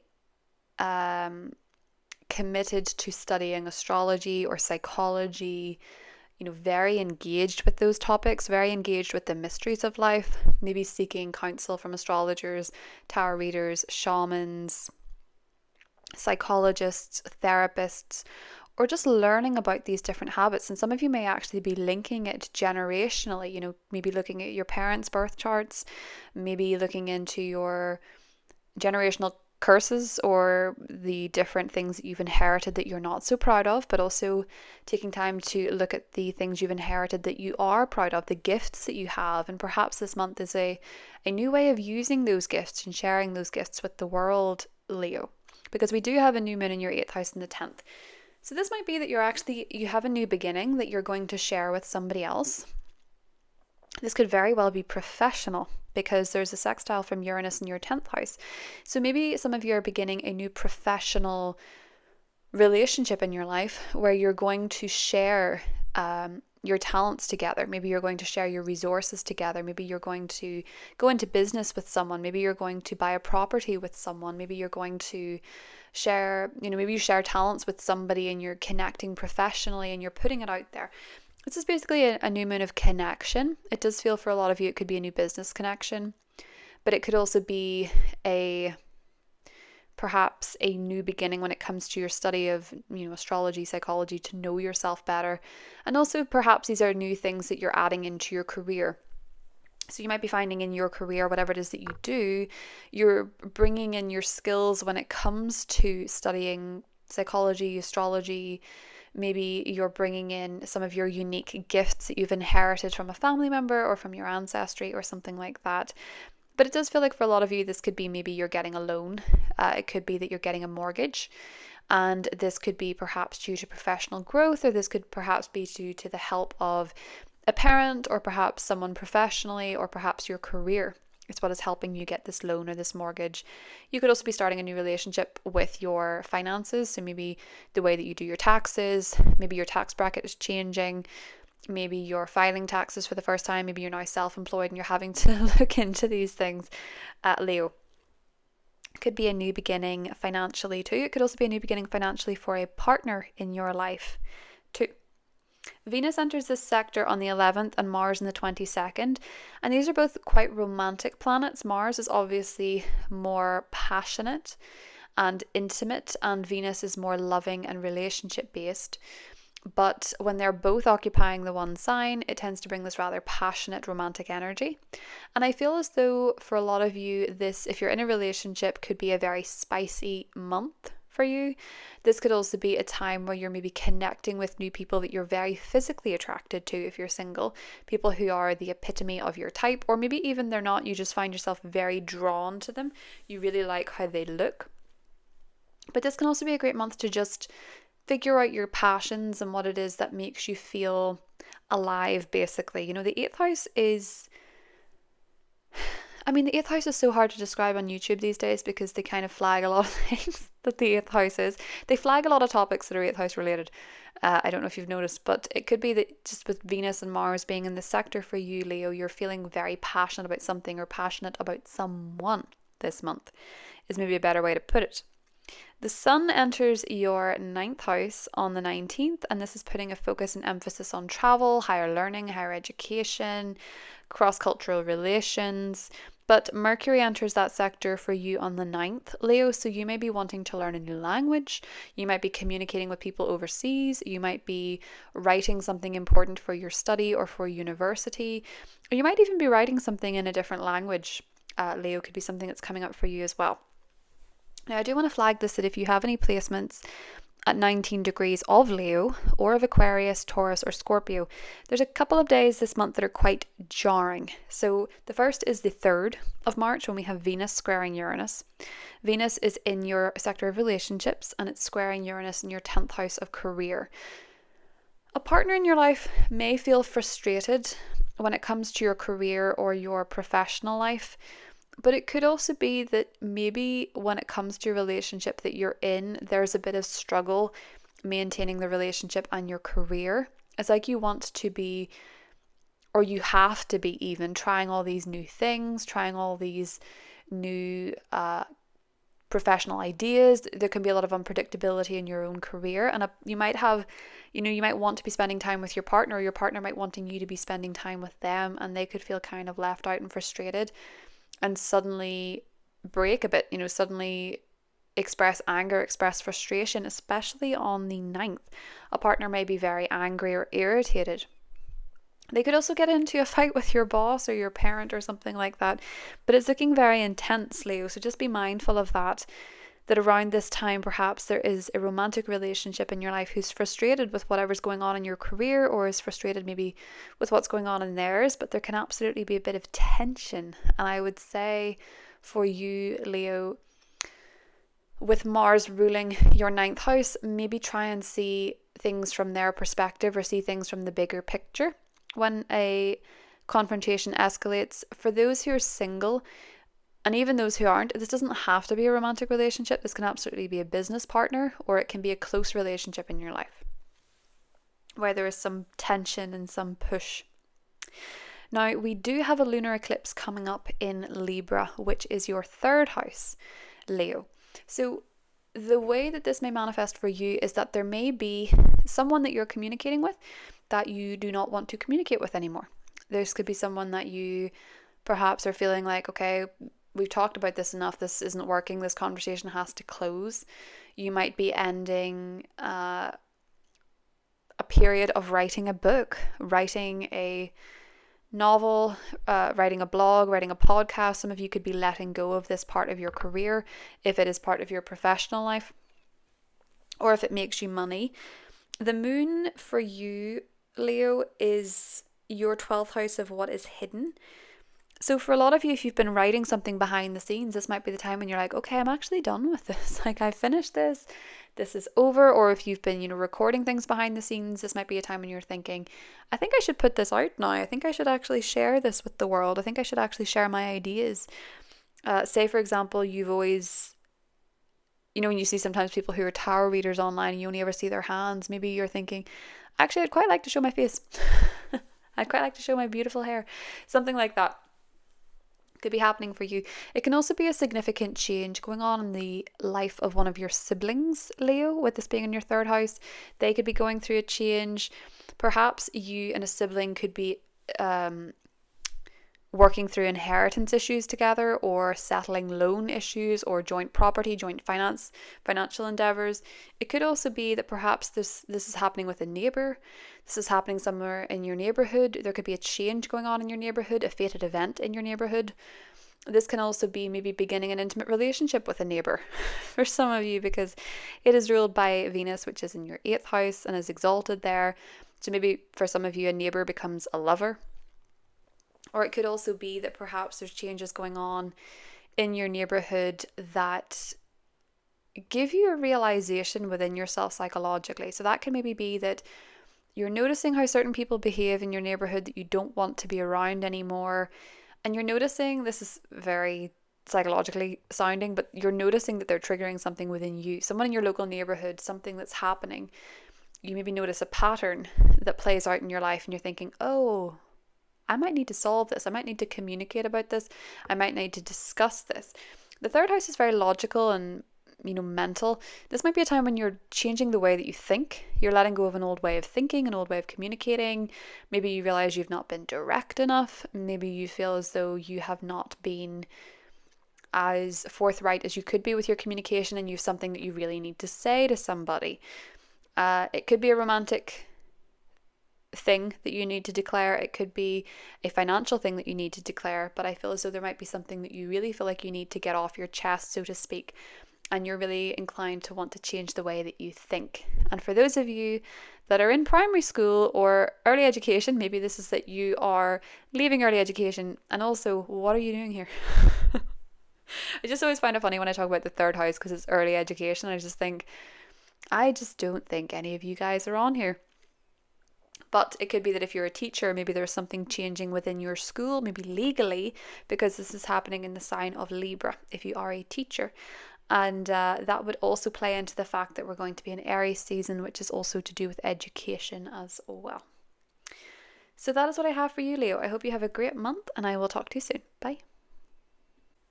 Hi Virgo, welcome to March 2024. So, Virgo, there's a lot of emphasis happening this month on your relationships. And it looks like, thanks to the new moon on the 10th, that there may be a new partnership in your life. Now, this can be for some of you romantic, a new romantic relationship. And for others of you, this can be a new business partnership, a new one-on-one relationship, maybe in the workplace, or a contract. Now, there's an element of surprise to this because there is a sextile from Uranus in your ninth house. So, this can be an unexpected legal contract that you didn't see coming. This can be a new opportunity. This can be perhaps for some of you getting married, signing documents, maybe planning a wedding. Maybe this is linked to a wedding abroad, or you're getting your legal paperwork sorted out for a relationship. Maybe for some of you, you're meeting someone that is from a different country, or you perhaps meet at university or meet at church, or it could be someone who perhaps is from a very different culture to you. And this can be an unexpected new relationship. So it can manifest very differently for different people depending on what their circumstances are, but it looks like a positive new beginning, one that is going to require commitment because obviously Saturn is transiting the 7th. So this could be someone who is perhaps you see a long-term future with, a long-term relationship, romantic or business, or it could be someone who's older than you, or someone who is perhaps an authority figure to you as well. So let's start at the beginning, because that new moon is one of the most exciting parts of the month, but we'll start at the beginning, Virgo. There is a tough square between Venus and Uranus on the 3rd. Now, Venus is in Aquarius, which for you is your workplace, your habits, your organizational skills as well, and your health. So Venus is a benefic, so you've possibly been enjoying better relationships with the people that you work with, your colleagues, your co-workers, your employees. And this square to Uranus in your ninth house means that possibly there could be disagreements with someone in the workplace, possibly a female for a lot of you because it's Venus. Disagreements with a female in the workplace, and this is possibly to do with, foreign affairs, travel, maybe holidays, maybe religion, maybe cross-cultural relations. There could be a bit of a disagreement, or there could be a little bit of tension going on there. And this seems to follow through on the 9th when Mars squares Uranus. And that one's a lot more intense. So you could find someone in the workplace has a very bad temper that day. They could be very frustrated. There could be challenging events happening at work, frustrations, and it could be the unpredictability or non-committal attitude of someone which is driving this confrontation. Or it can be a clash surrounding, as I say, foreign affairs, travel, leave, that kind of thing. There can be clashes going on in the workplace. So just watch out for those dates because things can get quite intense, Virgo. And I feel as though these disagreements could actually escalate and get quite explosive, particularly on the 9th, with Mars being there. Mars can also be more the energy of an angry man in the workplace. It can also be that perhaps if you're traveling, you could find that maybe something's coming up for you health-wise, which was a bit unpredictable and a bit frustrating and disruptive to your travel plans as well. So just be extra cautious, Virgo, with Mars being in your 6th house. You could be maybe pushing yourself too hard, maybe taking on too much, maybe putting too much of your energy into your day-to-day routine to the point you actually exhaust yourself. That can sometimes happen with the 6th house and Mars. So other things we have going on for you, Virgo, is that there's a Mercury-Neptune conjunction on the 8th in your relationship sector. This feels a little bit, on one hand, like you can read a partner's mind or you can read someone else's mind. And on the other hand, you could be discussing logical details that just neither of you quite picks up. That could be that they say, I'm going to pick you up at the train at 2:30, and you say okay, but you've actually not really listened to them at all. You were off in a daydream, and then it gets to 2:30 and you think there was something I was meant to do. There was somewhere I was meant to be. So just be mindful of that communication. It's great for intuition, it's great for reading people's minds, but it's not necessarily, or reading people's energies, it's just not necessarily so great for the actual details of the thing. So just be mindful of that, Virgo, because it could actually be, you who's saying something that they miss as well. So just be mindful that they might be a little bit more scattered. A partnership or a relationship might be a little bit more scattered. There's a Sun-Neptune conjunction on the 17th, so this looks like you may be spending time with a partner. It could also be, as the Sun rules your 12th Virgo, that a partner is sharing a secret with you that maybe you intuitively knew already, but you are sort of waiting for them to tell you themselves. Venus enters your relationship sector on the 11th, which is a very favourable transit. Venus is exalted in Pisces, and this might be a time where you're feeling really very loved by a partner. They're maybe giving you gifts, they're maybe showing you how much they care about you. It's also a really nice time for meeting someone if you're looking to meet someone high quality and start a serious committed relationship, because a lot of you may make a commitment to a relationship around the 21st when Venus and Saturn meet in your 7th house. You might be formalizing a commitment to a partner. You might be deciding it's time to get engaged, it's time to get married. You might be formalizing plans with a partner, or you might be, meeting someone who's maybe older, someone who's a bit more serious, and this could be someone with long-term potential. Mars enters your relationship sector on the 22nd, and Mars really adds a bit of spice to your relationship sector on one hand, but it can also cause conflicts with a partner. They can start irritating you, they can start frustrating you, or they can be irritable. They can be frustrated themselves. So there can be conflict with a relationship. It doesn't have to be romantic. This can be your bestie. This can be your business partnership. But basically it means that you can feel as though you have this angry adversary facing you down at times where you're thinking, why are you so annoyed? Why are you so irritated? Because it's Pisces, it could be that they have pent up feelings, they have pent up emotions that they don't know how to express, and they're being sort of grumpy, basically, is how that is kind of looking, Virgo. We do have some activity this month happening too in your 8th house. Obviously your 8th house season begins with Aries season. The 8th house can be a time where people don't necessarily notice so much what's going on. It tends to coincide with other people's money, so your partner's money. There can be changes going on there. There can absolutely be changes. Your partner could be getting an inheritance, your partner could be getting a loan, a mortgage, or you could be finding that your joint financial ventures are changing as we lead into Aries season because of an eclipse next month that's happening too. But it can be that perhaps it is also a time to look at your own psychology, your own lineage, your own ancestry, and do a little bit of digging as to what you've inherited, whether that is financially or whether that is even psychological patterning, ancestral trauma, ancestral curses, whatever this is. You may be more aware of it, and you may be more interested in mysteries of life, astrology, psychology, true crime. Sometimes people get very into that when they have 8th house transits as well. They want to get their teeth sunk into a mystery of some kind, especially if things feel relatively uncertain. But there could be an important conversation on the 20th with a partner about your finances, about loans, about inheritance. You might actually find that you are, with Mercury being your first house ruler, you might actually find that you're starting to rely more on a partner's resources, or the money that you get from the government, or the money that you get from an inheritance or something like that, Virgo, as well. Now, the big star of the show this month is the lunar eclipse, and that is happening on the 25th in the sign of Libra. So obviously this is your 2nd house, this is your money, so you might be feeling a bit nervous about this.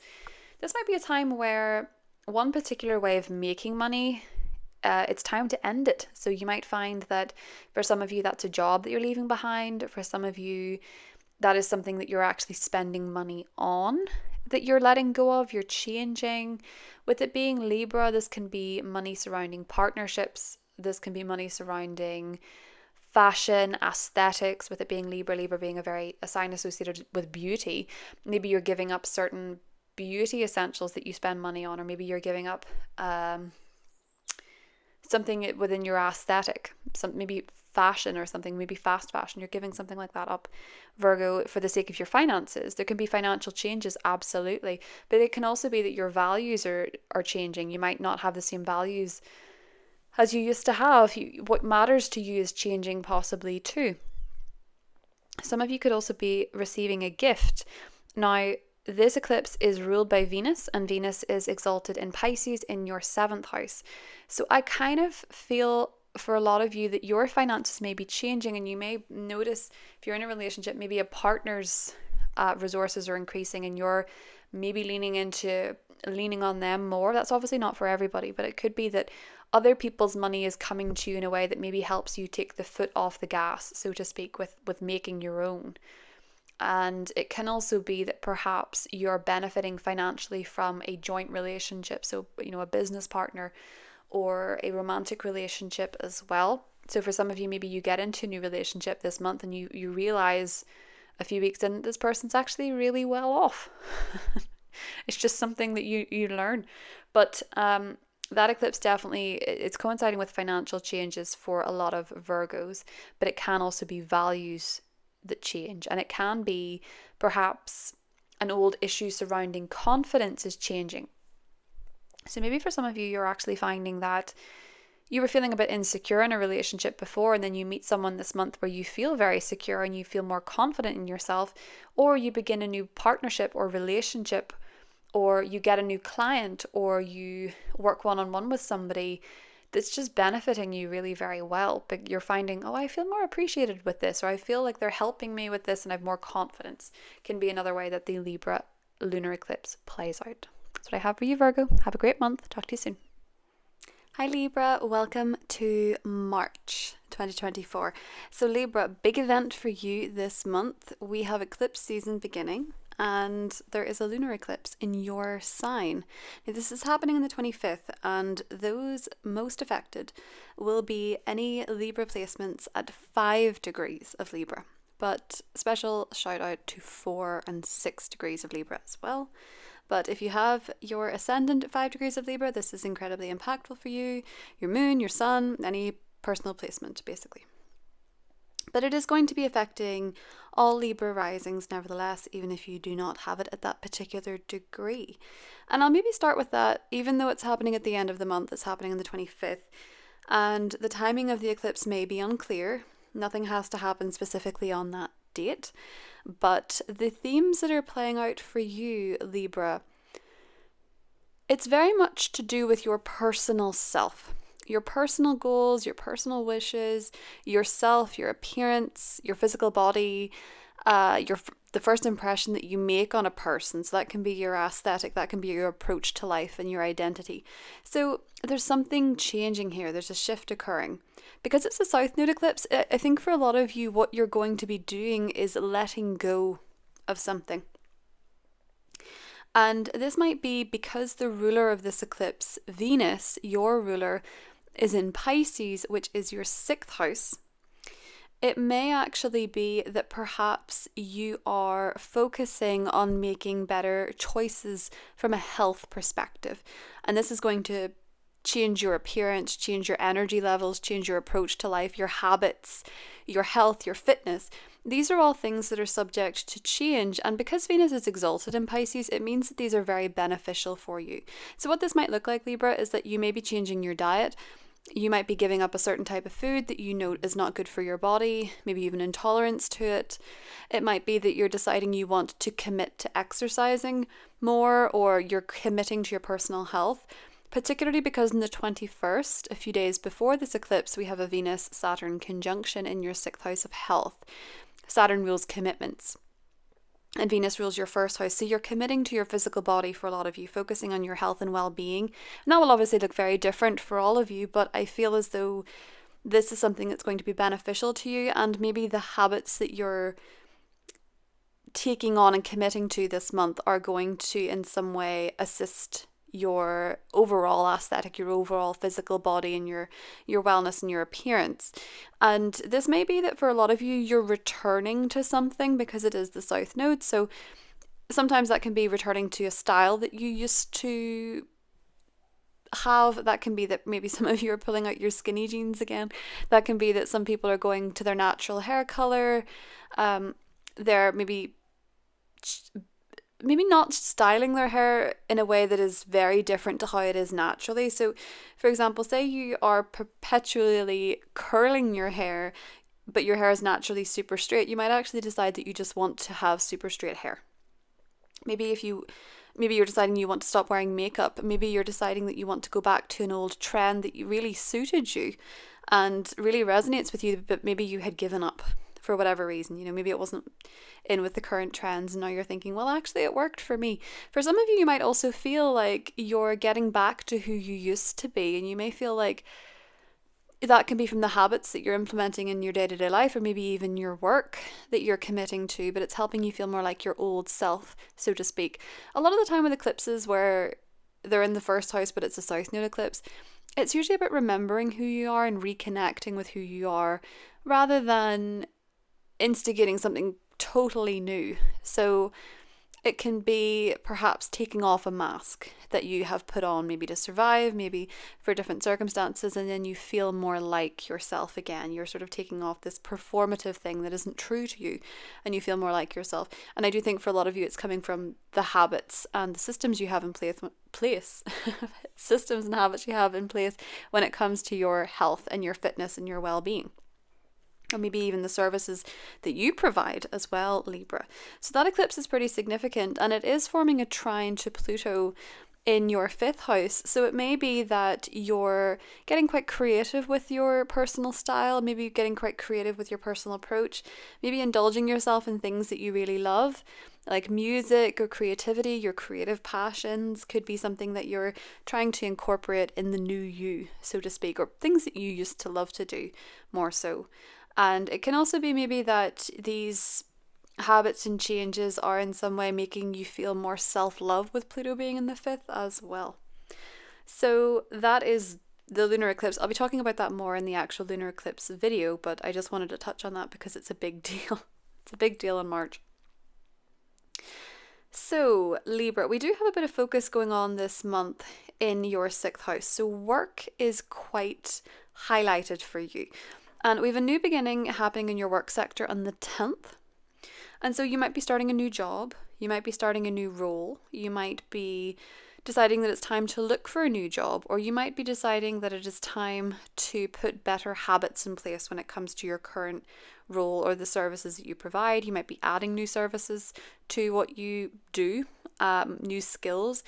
It might also be a case that for many of you, you could be joining a gym, signing up with a personal trainer, starting a new diet, getting very health conscious. You know, when you just set your mind to something and you buy all foods that work well for you.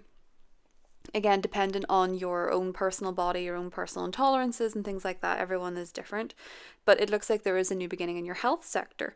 Now, this is going to be receiving a really nice sextile from Uranus in Taurus, and that is going through your 8th house. So it might be that perhaps there's something going on financially where maybe you unexpectedly receive a tax rebate, or you unexpectedly receive some financial support, or it may be a case that perhaps you're realizing, interestingly enough, in whatever you're starting health-wise. So say, for example, you decide to take up boxing as a way of working out, you may actually realize that you've inherited a talent for it. So you might realize that whatever it is that you're starting health-wise, fitness-wise, you actually have a bit of a talent for it. Maybe you're realizing that you would possibly be quite a good nutritionalist, for example, because the 8th house a lot of the time, it can show up in very obvious ways.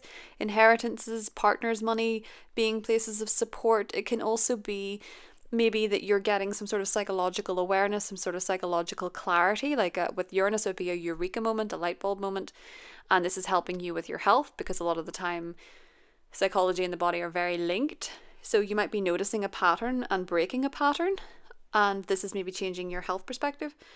But it can also play out as much as the gifts that we inherit, you know, what we inherit psychologically, what we inherit genetically, and things like that can fall in the 8th house as well. And sort of starting a new system that helps you incorporate your knowledge there, or your awareness that may be sudden, how that's going to help you have a better, more sustainable beginning when it comes to your health and your work and your wellness, because Saturn is there. So you're going to be committing to this no matter what. Venus also enters your 6th house on the 11th. So when it comes to your relationship to the people that you work with, co-workers, or when it comes to your relationships to people in the gym, or people that you employ, or people that are medical, there's positive energy there coming from Venus.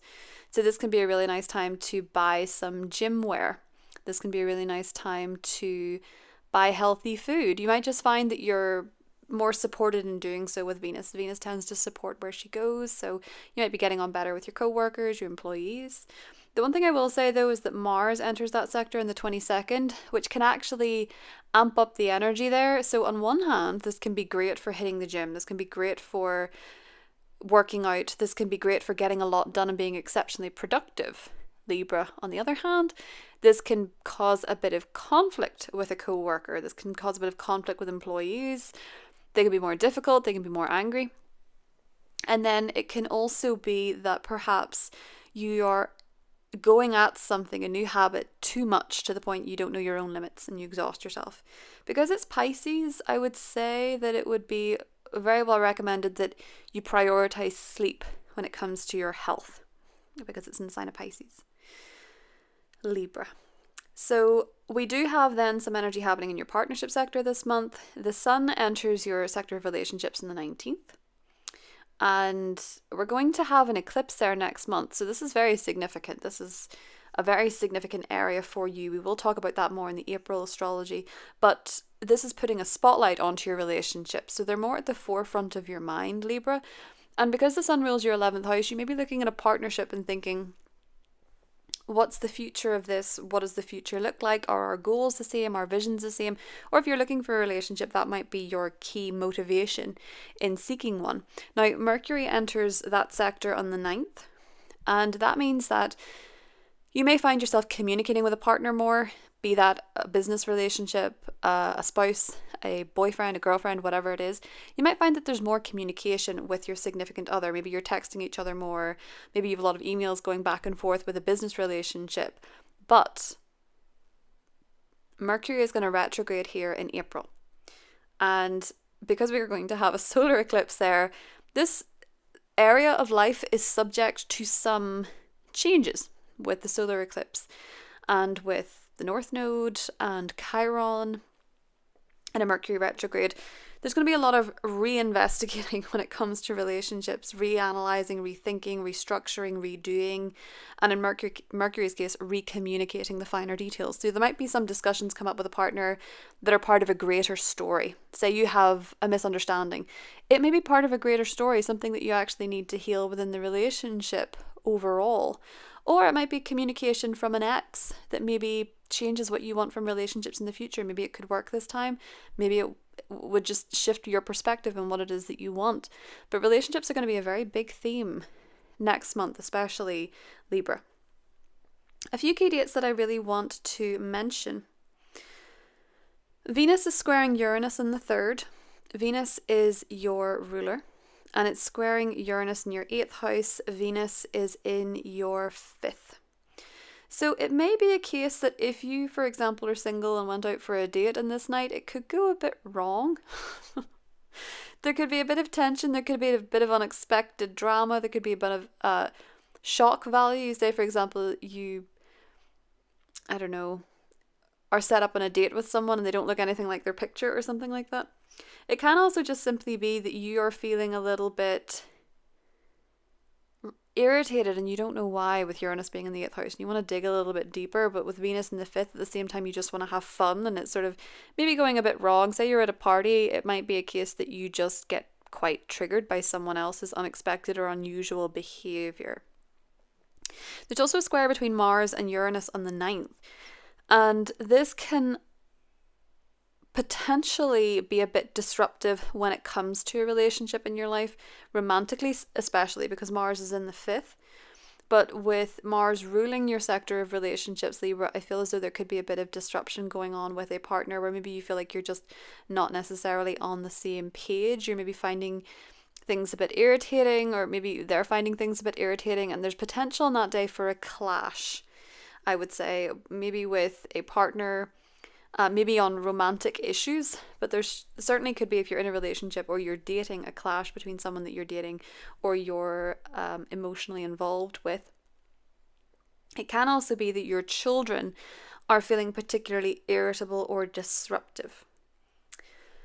We have a Mercury North Node meetup this month, and also Mercury meeting up with Chiron. So there's the potential for healing conversations with a partner.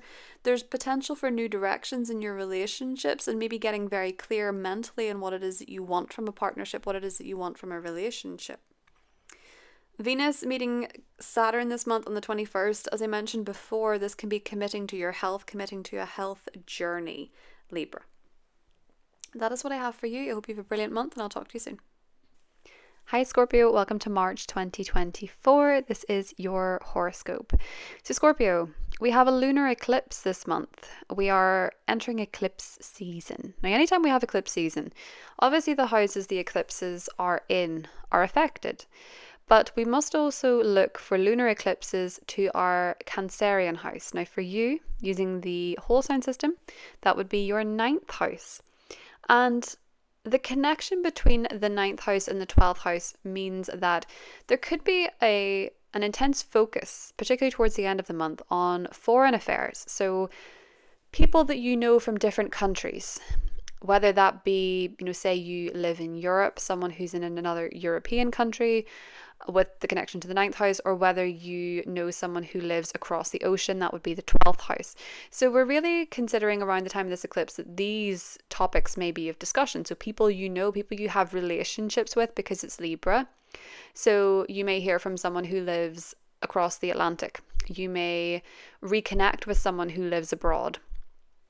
Or you may find yourself being aligned with people from different countries in a way that is quite fated, because eclipses tend to, bring up moments of fate and destiny to help align us on the best path for us, or the path that we've signed up to, so to speak. So that can also be that this manifests for you as a spiritual experience. So the 12th house would be very spiritual, be very psychic. It was where we'd see mediums, clairvoyance.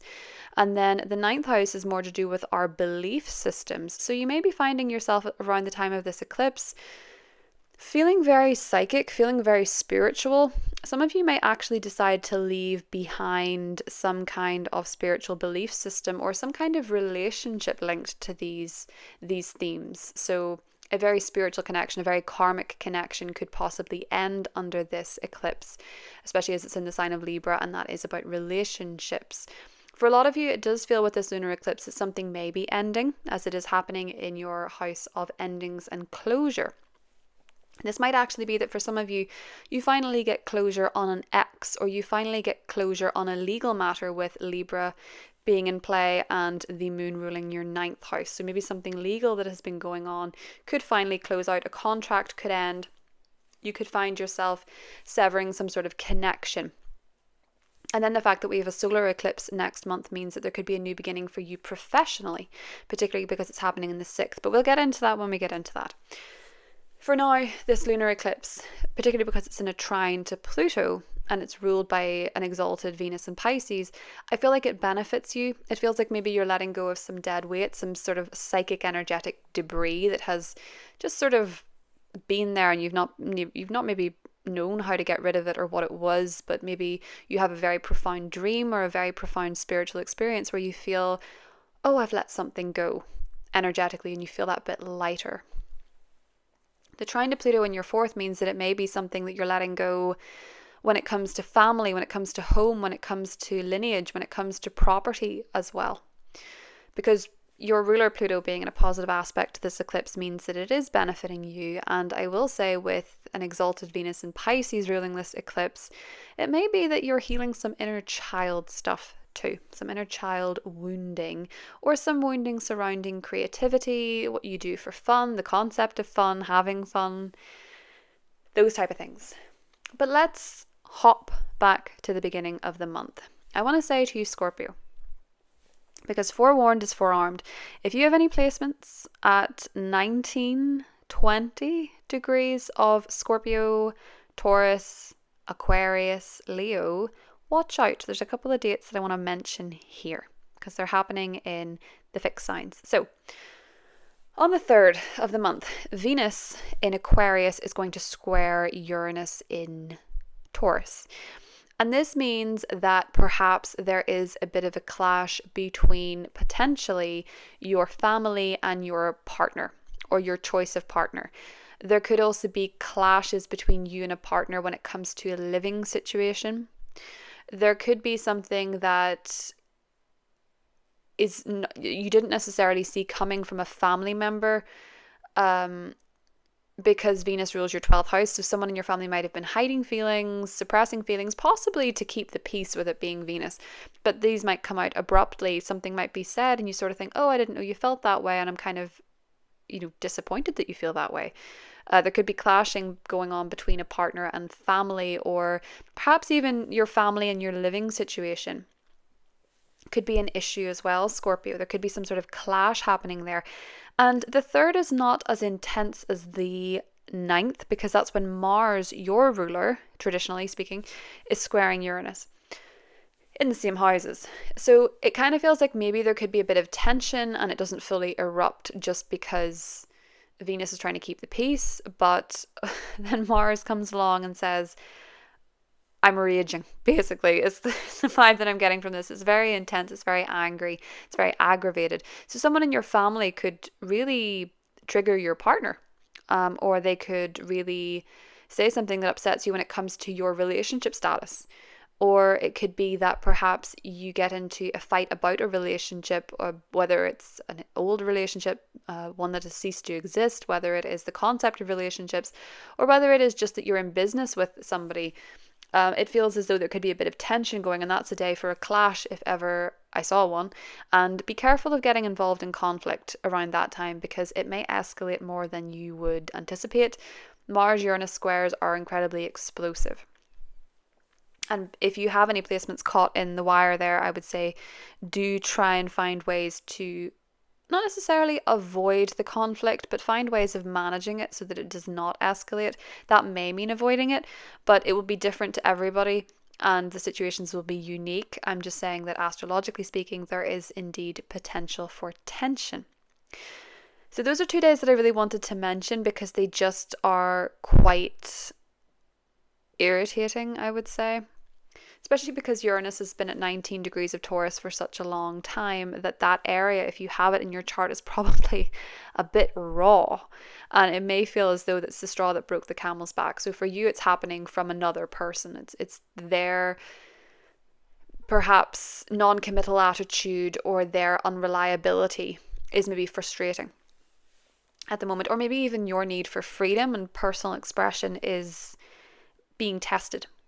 So we have a lot happening in your 5th house, and the 5th house is incredibly fun. So let's get to the good stuff. We have a new moon in Pisces on the 10th, and this is happening in your 5th house of romance, love affairs, play, creativity, the arts, those type of things, but also your children. So this can be a case that for some of you, maybe this is a pregnancy. Maybe you and a partner are deciding, maybe we should have a baby. Or it could be that maybe you're beginning a new romantic relationship. Maybe it could be that you're starting to date again. You're starting to date somebody new. And it could be that this rather quickly turns to a relationship, because Uranus can sometimes escalate things. And Uranus in your sector of partnerships is positively supporting this new moon. So this might be that you start dating someone and it moves quite quickly. It might also be that you start dating someone and it feels very lively and exciting. It can also be that you're actually beginning something creative and you have a partner involved. Not necessarily romantic, but you have someone there supporting you and appreciating your uniqueness or even your weirdness, with Uranus being in the mix. So it feels like it's a really good time to start something creative, particularly if you work in the arts. But if you don't, it might be that you're starting something for fun, starting something for pleasure, which is really well indicated, particularly because we have Venus entering Pisces in the 11th. Venus is obviously exalted in Pisces. Well, that might not be obvious, but Venus is exalted in Pisces, which means that when it comes to dating, when it comes to love, when it comes to romance, this is a really nice transit.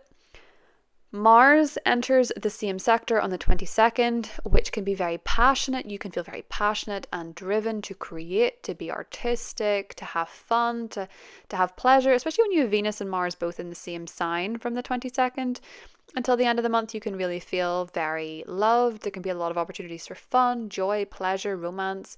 It can also be a time when you're getting on better with your children or finding joy through your children. I will say with Mars entering there on the 22nd, if you have kids, they could get a bit confrontational or they could be a bit angry at times. Sometimes this brings a bit of tension to the sector too. So your kids might be a bit grumpy from the 22nd with Mars being in Pisces.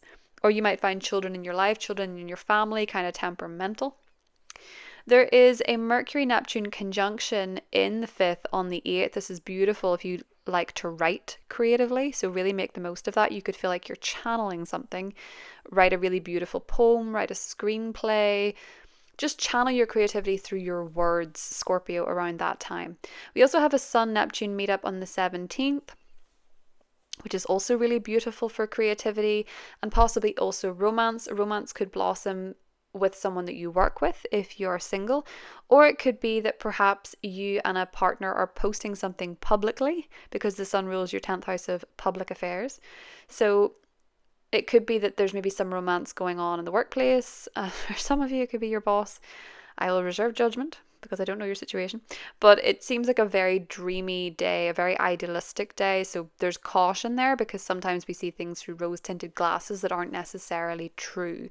So bear in mind this month, Scorpio, that there's a lot of, with Neptune going through the 5th, a lot of beautiful potential for creativity and artistic expression and psychic channeling into, when do you know the way when you think about musicians that write really, really popular songs that have a way of hitting the collective, they tend to be channeling. If you think of Kurt Cobain as a really good example, when he wrote Smells Like Teen Spirit, he was speaking to a generation. He was sort of channeling their feelings.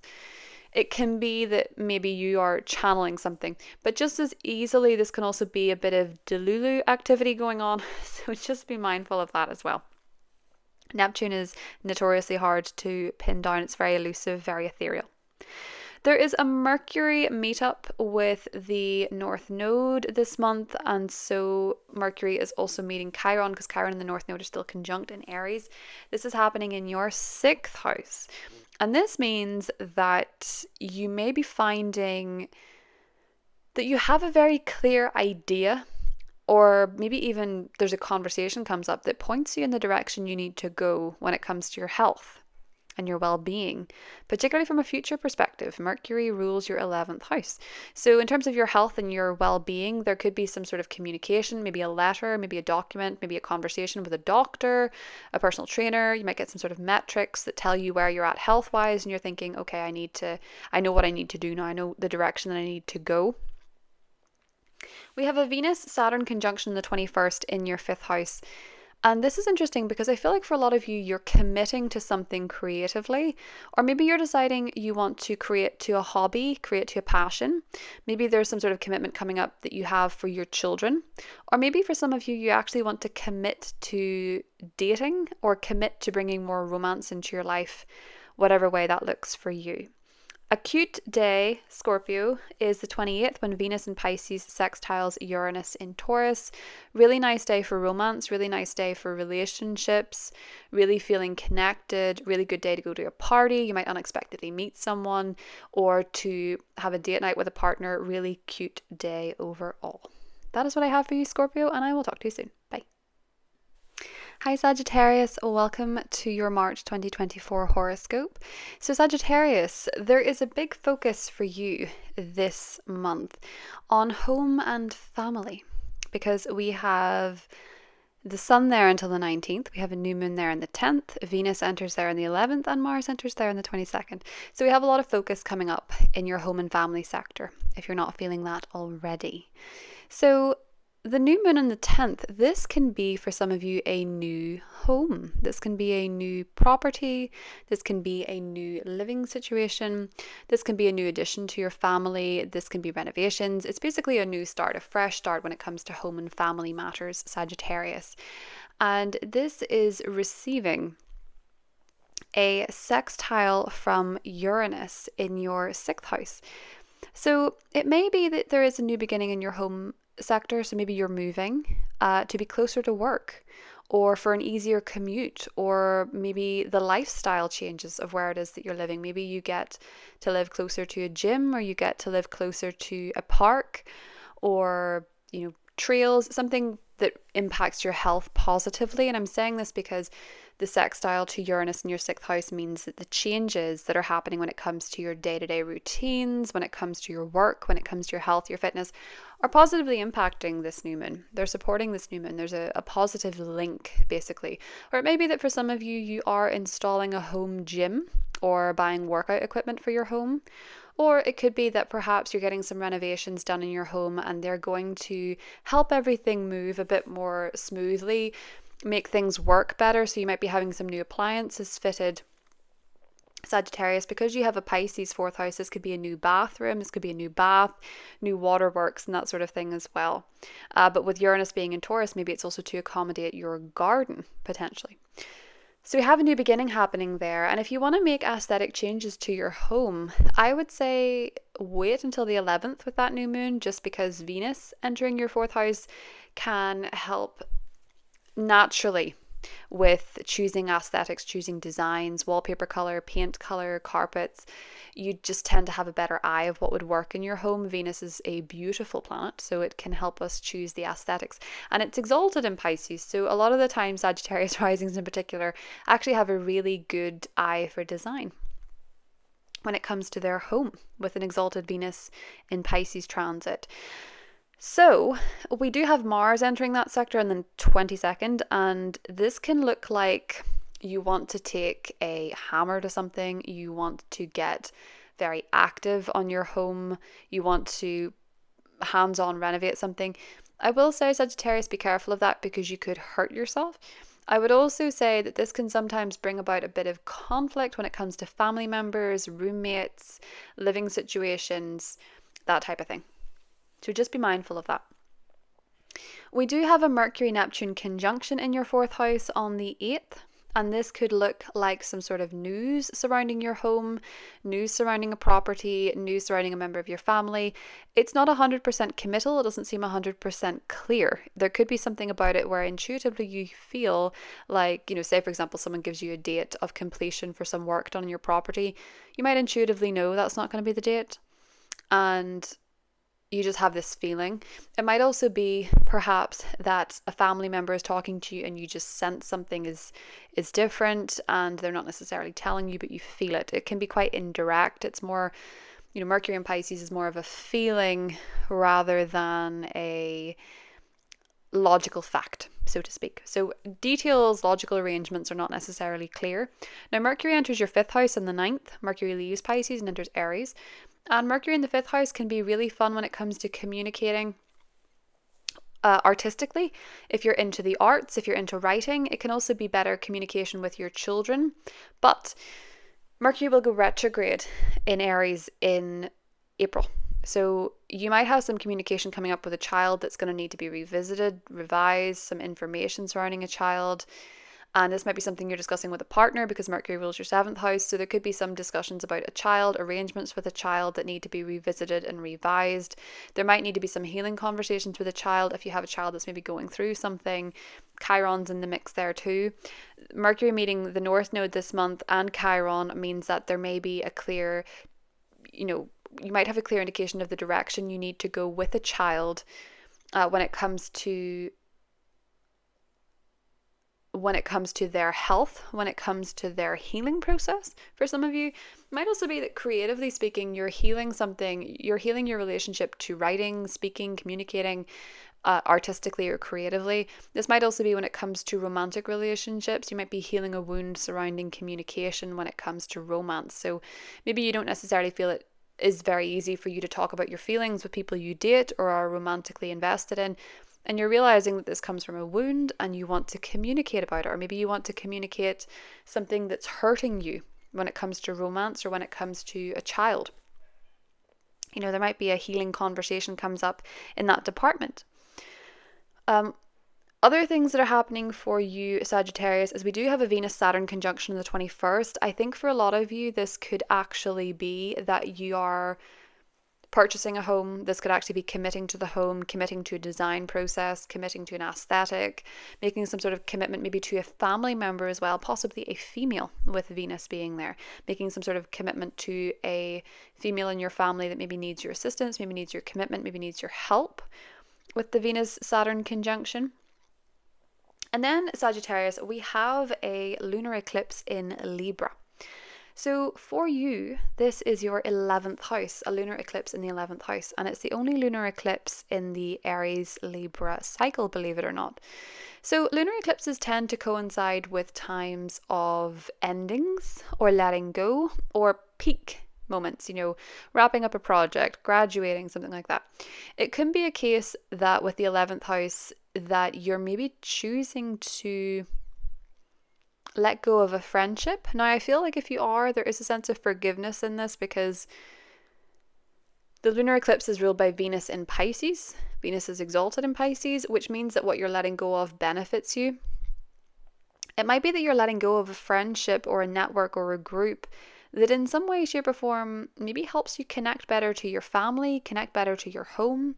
Maybe you were part of a network or a group of people and you actually have decided that you would rather not be part of that group, and it's allowing you to spend more time with your home and family or bond more with your home and family.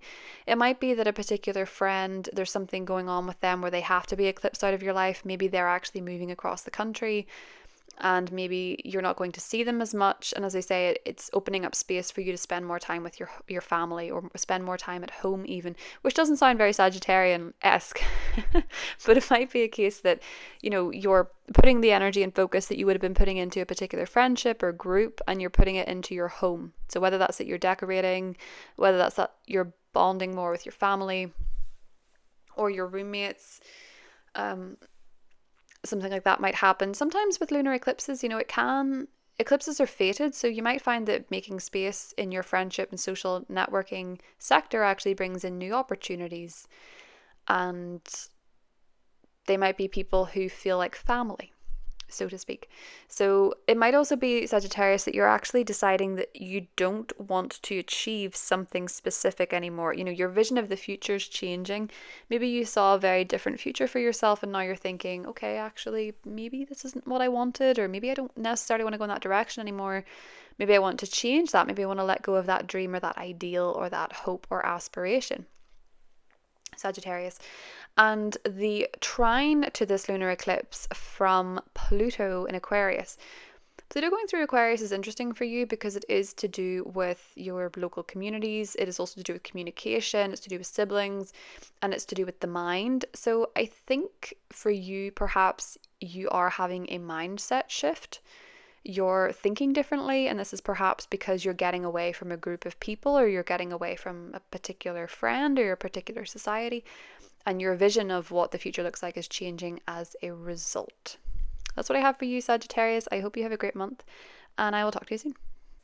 Hi Capricorn, welcome to your March 2024 horoscope. So Capricorn, because you're a cardinal sign, I am going to start with the lunar eclipse in Libra. This is a cardinal eclipse season, and whenever the eclipse season is happening in your modality, you do tend to feel it. It does tend to be a time of great change. And this eclipse is a south node eclipse, and it is a lunar eclipse, and it's happening in your 10th house. So when the south node is in play, it tends to be about letting something go, dissolving something, releasing something. Lunar eclipses are pretty similar. It's about wrapping up a particular chapter. And I think for a lot of you, this can be that you're perhaps having a professional change. So maybe you're leaving your workplace. Maybe you're letting go of a title. Maybe some of you are retiring. Maybe some of you are finally ready to let go of a particular job, a particular role. And therefore your public reputation is changing. Now this can also be that you are perhaps, Capricorn, in the spotlight for what you're doing professionally. You're maybe finding yourself more exposed to the public. You're maybe finding yourself more visible. And there's actually a nice trine coming in from Pluto in Aquarius, your 2nd house.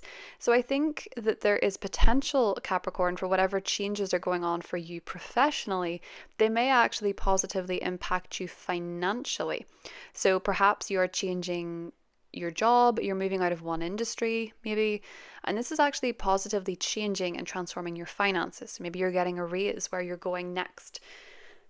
Maybe you are going to be making more money on your own, or maybe you're just going to get your confidence back if you've been in a particular profession that's been very draining for you. That can be a way that it manifests as well. But that eclipse, to me, Capricorn, it absolutely looks like professional changes to you.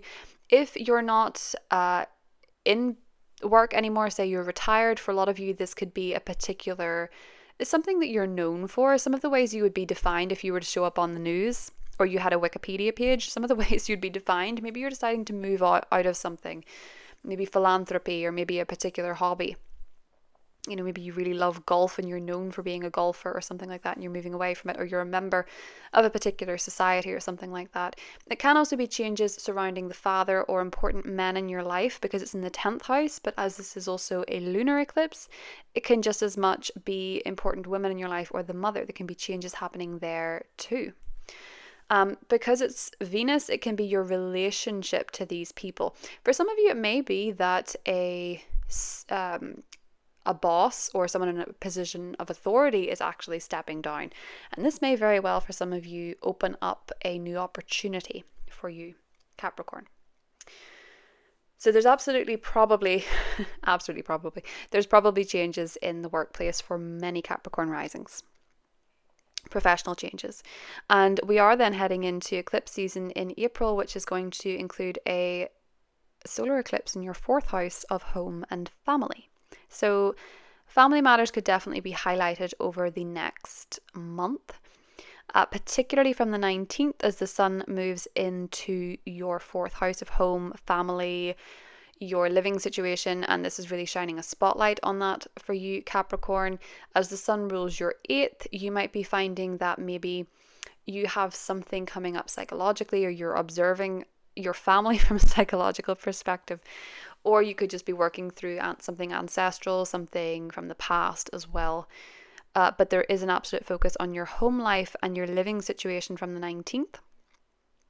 We're going to have a Mercury retrograde next month, but Mercury enters Aries, the sign it will retrograde in, which is your 4th house, on the 9th. So there's going to be a lot of communication regarding a property, back and forth with family members. Some things that are discussed this month or some miscommunications that come up are going to be part of a wider story that does actually play out during the eclipse as well. So I could see you, Capricorn, having discussions with somebody about your living situation, about your home life, and maybe thinking it's time for a new beginning or a change coming up in April, but that's something that we'll talk about when it's closer to the time.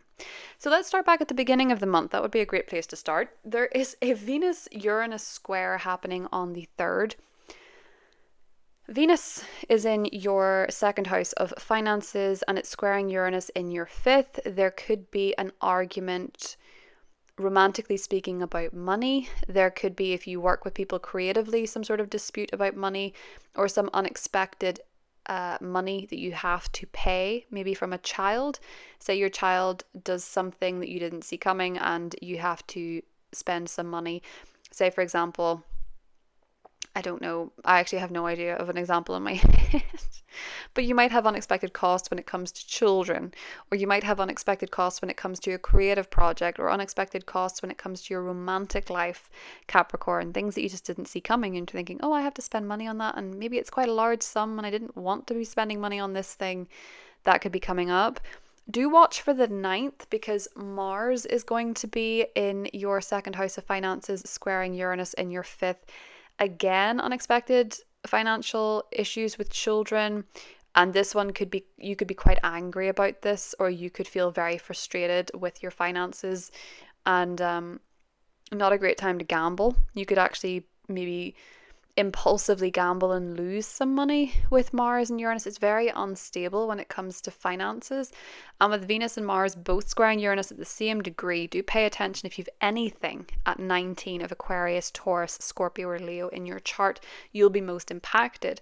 But this can just be something very financially unstable for you, Capricorn, where you're having unexpected payments, unexpected bills, likely for children, but it can be to do with a creative hobby, something you do for fun, or you could have an unexpected invitation to something and it's going to be quite costly, but you really want to go because it seems exciting. That could be something that's coming up for you, Capricorn. We have a lot of activity in Pisces. So it is Pisces season right up until the 19th, and we have a new moon in Pisces in the 10th, Venus enters there in the 11th, and Mars in the 22nd. This is your sector of mindset.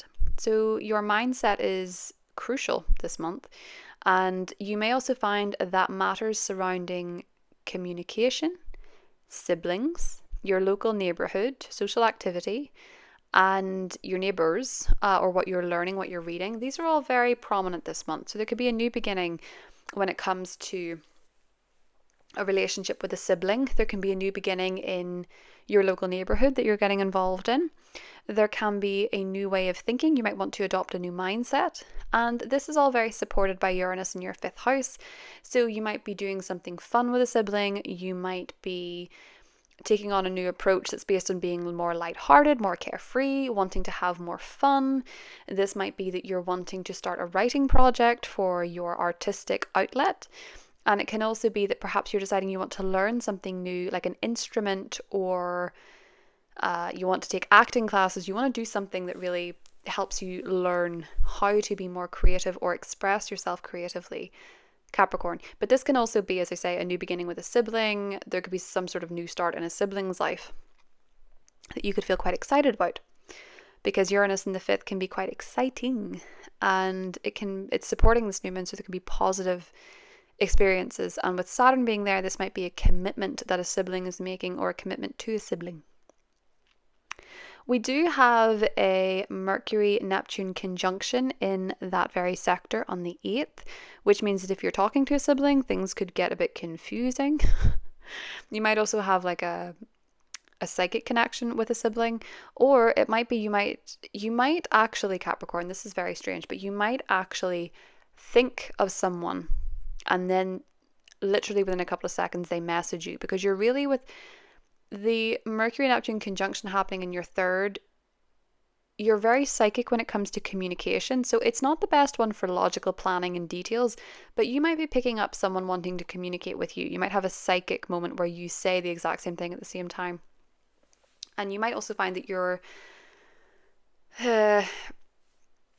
miscommunicating with people the details on perhaps a commute or traveling, or perhaps you are experiencing a miscommunication with a sibling or a neighbor. So watch out for that around this time, because people are not necessarily saying what they mean with Mercury conjunct Neptune.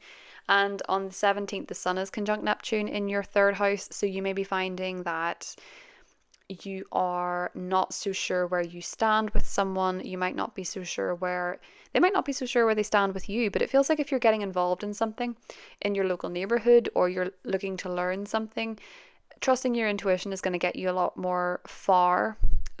further than if you were to just try and be super logical. It's confusing for you because it's happening in a logical house, but it's Neptune and it's kind of elusive and it's kind of ethereal, and it's better felt and intuited rather than determined. So I would say just be mindful that there are moments this month where you would be better following your intuition. And if you have a psychic hunch about, a neighbor or a sibling or something going on communication-wise, try and lean into your intuition and maybe do a bit of investigation as to why that is, or just trust your intuition. There is the potential for some healing conversations with family, though, this month.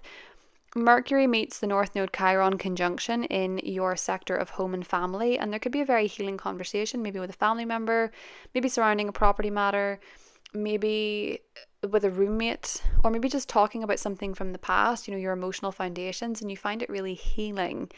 And you maybe are willing to be quite vulnerable about it. Maybe you want to talk about your childhood and you've never talked about it before. But you feel that call with the North Node being in Aries, Capricorn. There's also a commitment coming up with Venus, Saturn in your 3rd house. Maybe you are actually developing a very strong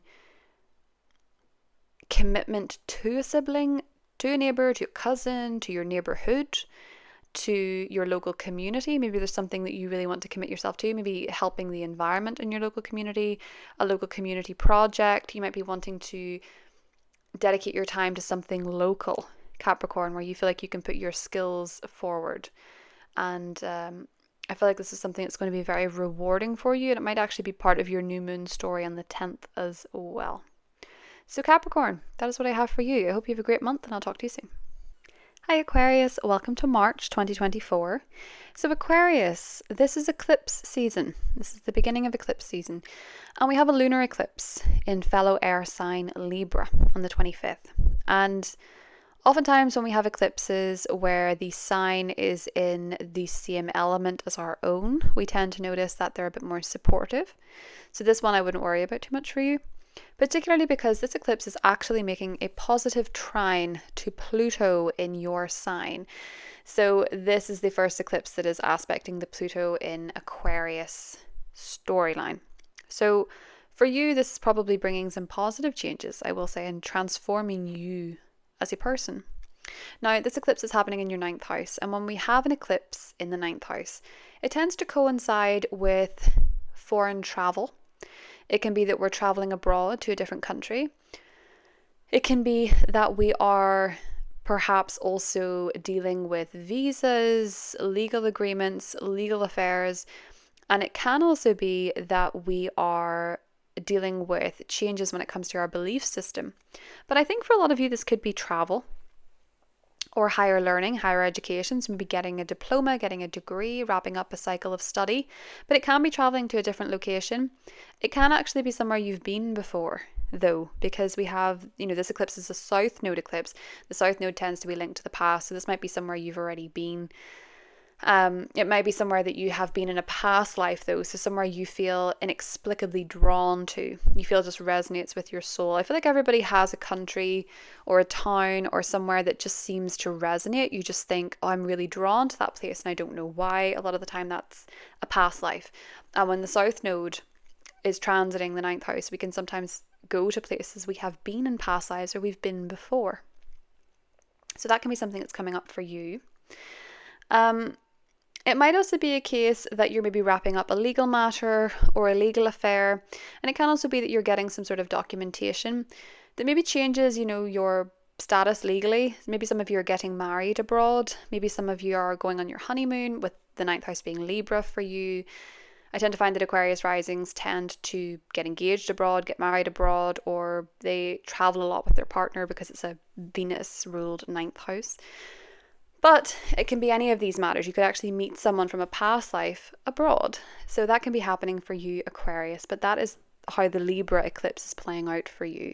It is ruled by Venus in your 2nd house. So regarding travel, this might be something that you are maybe even benefiting from financially. Maybe you're working abroad. It can be that you're putting a lot of money into it. With Venus exalted in Pisces, it can also be that it's a place that really aligns with your values. Or maybe you have maybe it's somewhere where you can, based on the currency, based on the exchange rate, you can actually spend a bit more money than normal. Is a potential there too, if you're traveling somewhere. So let's get into some of the trickier energies of this month for you, Aquarius. I want to flag a couple of things. So if you have any placements at 19, say 18, 19, 20 degrees of Aquarius, Taurus, and Scorpio and Leo, if you have any placements there, there's a couple of dates I want to mention. So the 3rd, Venus is squaring Uranus, and the 9th, Mars is squaring Uranus. Venus and Mars both respectively in your 1st house of self. So you might find yourself in a bit of a tricky situation on these dates. Venus in your 1st house squaring Uranus in your 4th. I feel like it's aesthetic. I feel like a lot of you might decide to suddenly cut your hair, buy something, impulse spend, maybe even on the home, maybe on family. You may regret it with Venus square Uranus. This can be spending quite quickly. People that have this natally can spend money very quickly and then sort of have buyer's remorse. And I feel like for you, it's maybe remorse when it comes to the things you're buying to wear or your style, or maybe even money that you're spending on the home. It might also be that you actually get a bit insulted by a family member on your own appearance, would you believe? There could be a bit of a mix up there. The 9th is the one that's very tricky. Mars in your sign squaring Uranus in your 4th. You could get incredibly frustrated or angry with a family member, and it could really be an explosive conflict. So be careful of that. Mars in your sign is making you more energetic. It's making you more lively. It can also make you overdo it. Be careful of that. Mars is in your 1st house until the 22nd. So you might have a lot more energy, but you might also overdo it to the point you burn yourself out. It feels like on the 9th, you're feeling a bit angry and you may overreact to something someone in your family does. It might not be an overreaction, but I feel like there's an opportunity for a conflict to escalate to a point you're not comfortable with, especially if you have any placements at 19 degrees. So just be careful of that. Forewarned is forearmed. So maybe look into ways of managing conflict or not letting something escalate to the point where it does real destructive damage. Mars and Uranus together, very explosive and can be very, very challenging. So just be mindful of that. Other things going on for you this month, Aquarius, there seems to be a new beginning for you when it comes to your money. So that might be that perhaps you have a new way of making money. Maybe you're getting paid for something. Maybe you're getting a raise. Maybe you are using new skills to make money for yourself. Maybe you're starting a side hustle.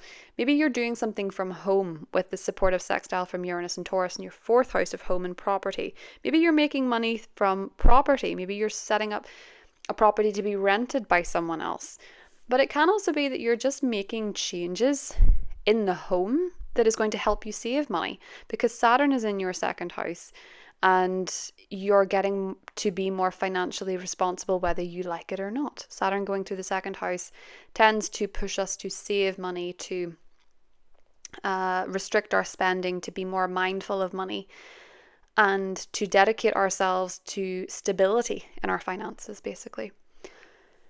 And it might be with this new moon that perhaps you're looking for ways around the house to save money. Maybe you stop buying from a particular brand. Maybe you stop getting certain things for the home that you don't need or you don't use, for example. Or maybe you're more focused on sustainability as well, with Uranus being in Taurus, your 4th house of home. You maybe want a more sustainable home. Maybe you're also wanting to put some money into your garden, into gardening, and you're maybe buying some things for the garden or working more in nature. Tend to find with Aquarius risings, it's quite important to have an outdoor outlet with your home, somewhere you can go to work in nature. Aquarius risings actually, it surprises people, but they do better with a really nice garden where they can spend time, they have room for activities. But yeah, that can be some way that this plays out for you. And your finances get a bit of a blessing when Venus enters your 2nd house in the 11th. This can help boost your finances. It can be easier to attract money, easier to make money, easier to receive gifts as well. Mars enters that sector on the 22nd, and that just amplifies your desire and your drive to make more money or to even spend money at times. But it can feel as though you're really driven to increase your finances. You almost see it like a competition with yourself when Mars goes through the 2nd. Another thing that's coming up for you, Aquarius, is that we have some very healing conversations going on. Mercury joins the North Node Chiron meetup in your 3rd house of communication and mindset. And there could be a very healing conversation in the works for you, whereby perhaps you are talking about something that's on your mind. And maybe you feel quite vulnerable to share it, but in sharing it, it seems to help other people be themselves and helps you be yourself. So maybe you're admitting to something that you're going through, or maybe you're talking about something you've experienced and you're finding people are maybe messaging you and saying, oh, wow, I've done this too. I've experienced this as well, or I'm feeling this way as well. Or it could be that just in a day-to-day conversation, you're talking to someone and they're like, oh my gosh, you've just summed up what I'm feeling. And it's a healing moment for you, Aquarius.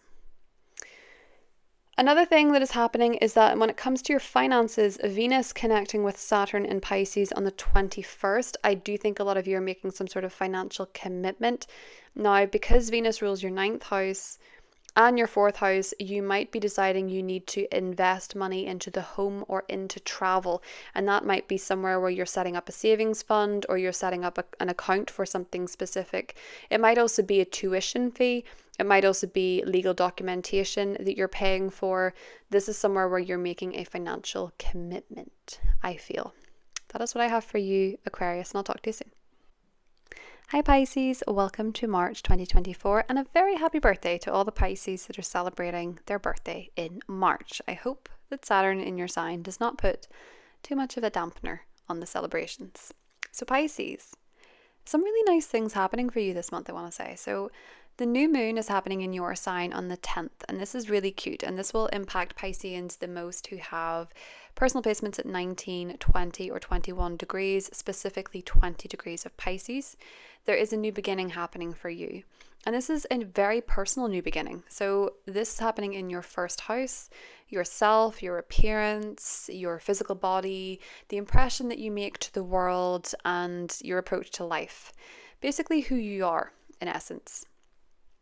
So this might be a new beginning in that area. So maybe you're deciding that you're going to do something to your appearance, to your body. Maybe you're deciding that you want to get into a particular shape, whether that's that you want to build muscle, whether that's that you want to lose fat, whether that's that you want to change your hair, whether that is that you want to step up your skincare routine. Because Saturn is here in your first house, I would say for a lot of you it can also be your teeth, or it can be your bone health that you're working on. Or it can just be your skin. It can be trying to reverse aging or prevent aging with Saturn being there as well. It might also be that when it comes to your sense of style with Saturn, you could be taking on a bit of a conservative approach.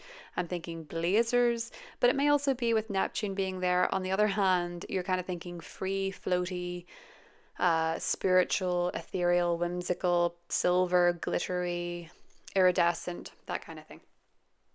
So how those two come together, I'm sure you will find a way. There is a very supportive sextile coming in from Uranus in your third house. So it feels as though maybe you're picking up new clothes, or you're doing something aesthetically with someone in your local neighborhood. So maybe going to a local hairdresser, or going to a local shop, a clothing shop, a retailer, maybe even a tailor, or maybe you're going to a local dentist. You're doing something in your community, in your local environment that is maybe positively impacting your appearance or your physical body. That can be that maybe you're switching up someone you go to for those kind of services. It can also be the feet, Pisces. You can be getting new shoes. You could maybe be seeing a chiropodist. These type of things can come up with the new moon in your first house as well. And it's very likely coming from somebody in your local neighborhood, or maybe someone you see recommended online, or you hear about through a neighbor, hear about through a friend, hear about through a sibling, something like that. But it feels like you're sort of feeling quite positive about this and quite uplifted. And to add to that, Pisces, Venus, the planet of love, beauty, and finances, moves into your house, on your sign, on the 11th, which means that you naturally feel better about yourself. You probably feel more attractive, you feel more like yourself, you feel more positive, more uplifted, and then that tends to bring a lot more to you. You attract a lot more, you attract money, you attract love, you attract admiration, you find styles that suit you. Very beautiful energy. And then Mars moves into your first house on the 22nd, and you're feeling really driven, really energetic, quite passionate, and perhaps really driven to a personal goal. It can also make you a bit more challenging to other people. You might find yourself a bit more confrontational. That can sometimes happen with Mars as well. There's a few key dates coming up for you, Pisces. There is a Mercury-Neptune conjunction on the 8th. And this can sometimes be a bit elusive. It's very intuitive. So I would say with this one, you're probably listening to your intuition. You might be getting some psychic dreams, psychic messages. You might know what someone else is what they actually mean, but not what they're saying. You're sort of picking up on other people's intuitive clues, their body language. It can be very difficult for finalizing details and getting the actual logic in a conversation, especially with a family member or a partner. Or they might be finding you a bit elusive and a bit hard to reach at times. Around the 17th, there's a Sun-Neptune conjunction in your first house, and this is very much where you're shining. And I kind of get the sense with this, your health is a bit on display while you're shining. So maybe with this particular conjunction, you're realizing if you have lost weight, gained weight, you've maybe realized if you are drinking too much, if your skincare is really paying off, if your new style is really paying off. You're kind of aware, you're aware of how you look, but also from a health perspective, because the sun rules your 6th house.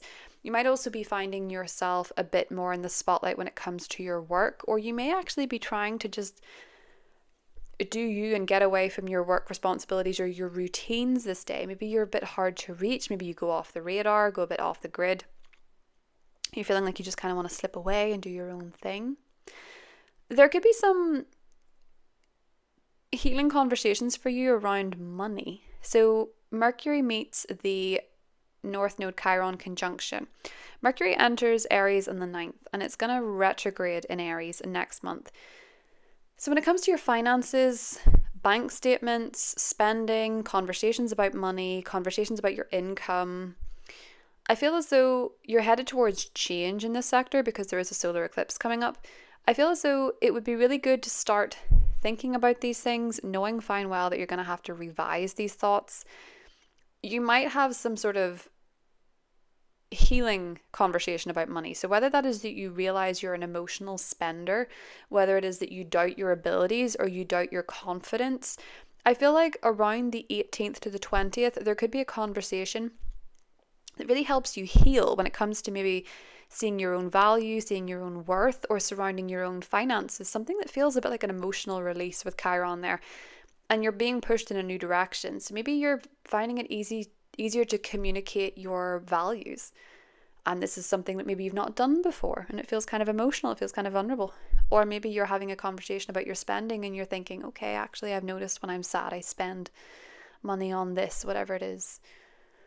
But there could be some healing conversations or thoughts surrounding money, surrounding finances, and even surrounding values when it comes to relationships or property or home matters as well, Pisces. We have a commitment coming in the 21st. You're making a commitment to a personal goal. I think Venus is meeting Saturn in your sign. You're very committed to something for yourself. A personal goal could be an aesthetic goal. It could be to do with the teeth, with Saturn being in play here in Venus, improving your teeth. Maybe you're getting them straightened. Maybe you're going to the dentist. Maybe you're starting to use an electric toothbrush. Maybe you're starting to floss. I feel like you're committing to dental care or bone care or even skin care with that Venus-Saturn conjunction. Wanting to make sure that you're not aging prematurely. Maybe also wanting to reverse aging. Or for some of you, actually letting aging be beautiful on you. So maybe letting your hair grow grey or something like that. Could be something coming up. And then for others of you, it might actually be, no, I want to get this really nice skincare cream because I don't want wrinkles. It can be different for everybody, but it's about committing to something that makes you feel beautiful and makes you feel like yourself. Pisces. On the 28th, we also have a really nice sextile between Venus in your first house and Uranus in your third. You could unexpectedly meet somebody.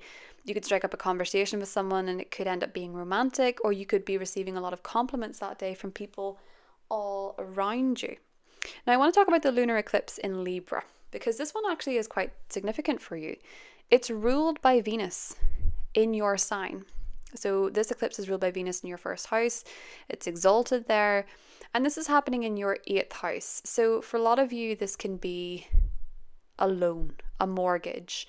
This can be an inheritance. This can be receiving money from someone else, something else. This can also be perhaps some sort of psychological awareness of a pattern, breaking a cycle. And this can maybe be changes in your partner's finances or someone that you depend on financially. You could be giving up something there. You could maybe be, if you were on financial support from the government, you might be coming away from that. Or it could be that perhaps you were being supported financially by somebody else for a while and now you're on your own 2 feet this time. So for example, Venus being in your sign means that you're feeling really good, and Venus rules money. So maybe you're actually feeling, okay, I'm making money on my own. I'm making enough money here. I don't need this particular realm of financial support. Maybe there's changes going on with your taxes. The North Node is in your sign, so you're making more money independently. But for some of you, it can just be that perhaps you're getting a loan from the bank and you're getting a mortgage. There is a nice trine from Pluto in Aquarius, your 12th house. So this might actually be changes that are coming in from an unexpected source, or changes that are happening sort of behind the scenes with you. Pluto going through the 12th house can be very healing. Some of you might actually be breaking a psychological pattern for yourself, or some sort of trauma pattern, maybe through the healing work you're doing, the therapy that you're doing, or whatever it is for you, Pisces. You could actually be able to let go of something that no longer serves you effectively for the best version of yourself. That's what I have for you, Pisces. Hope you have a good one, and I'll talk to you soon.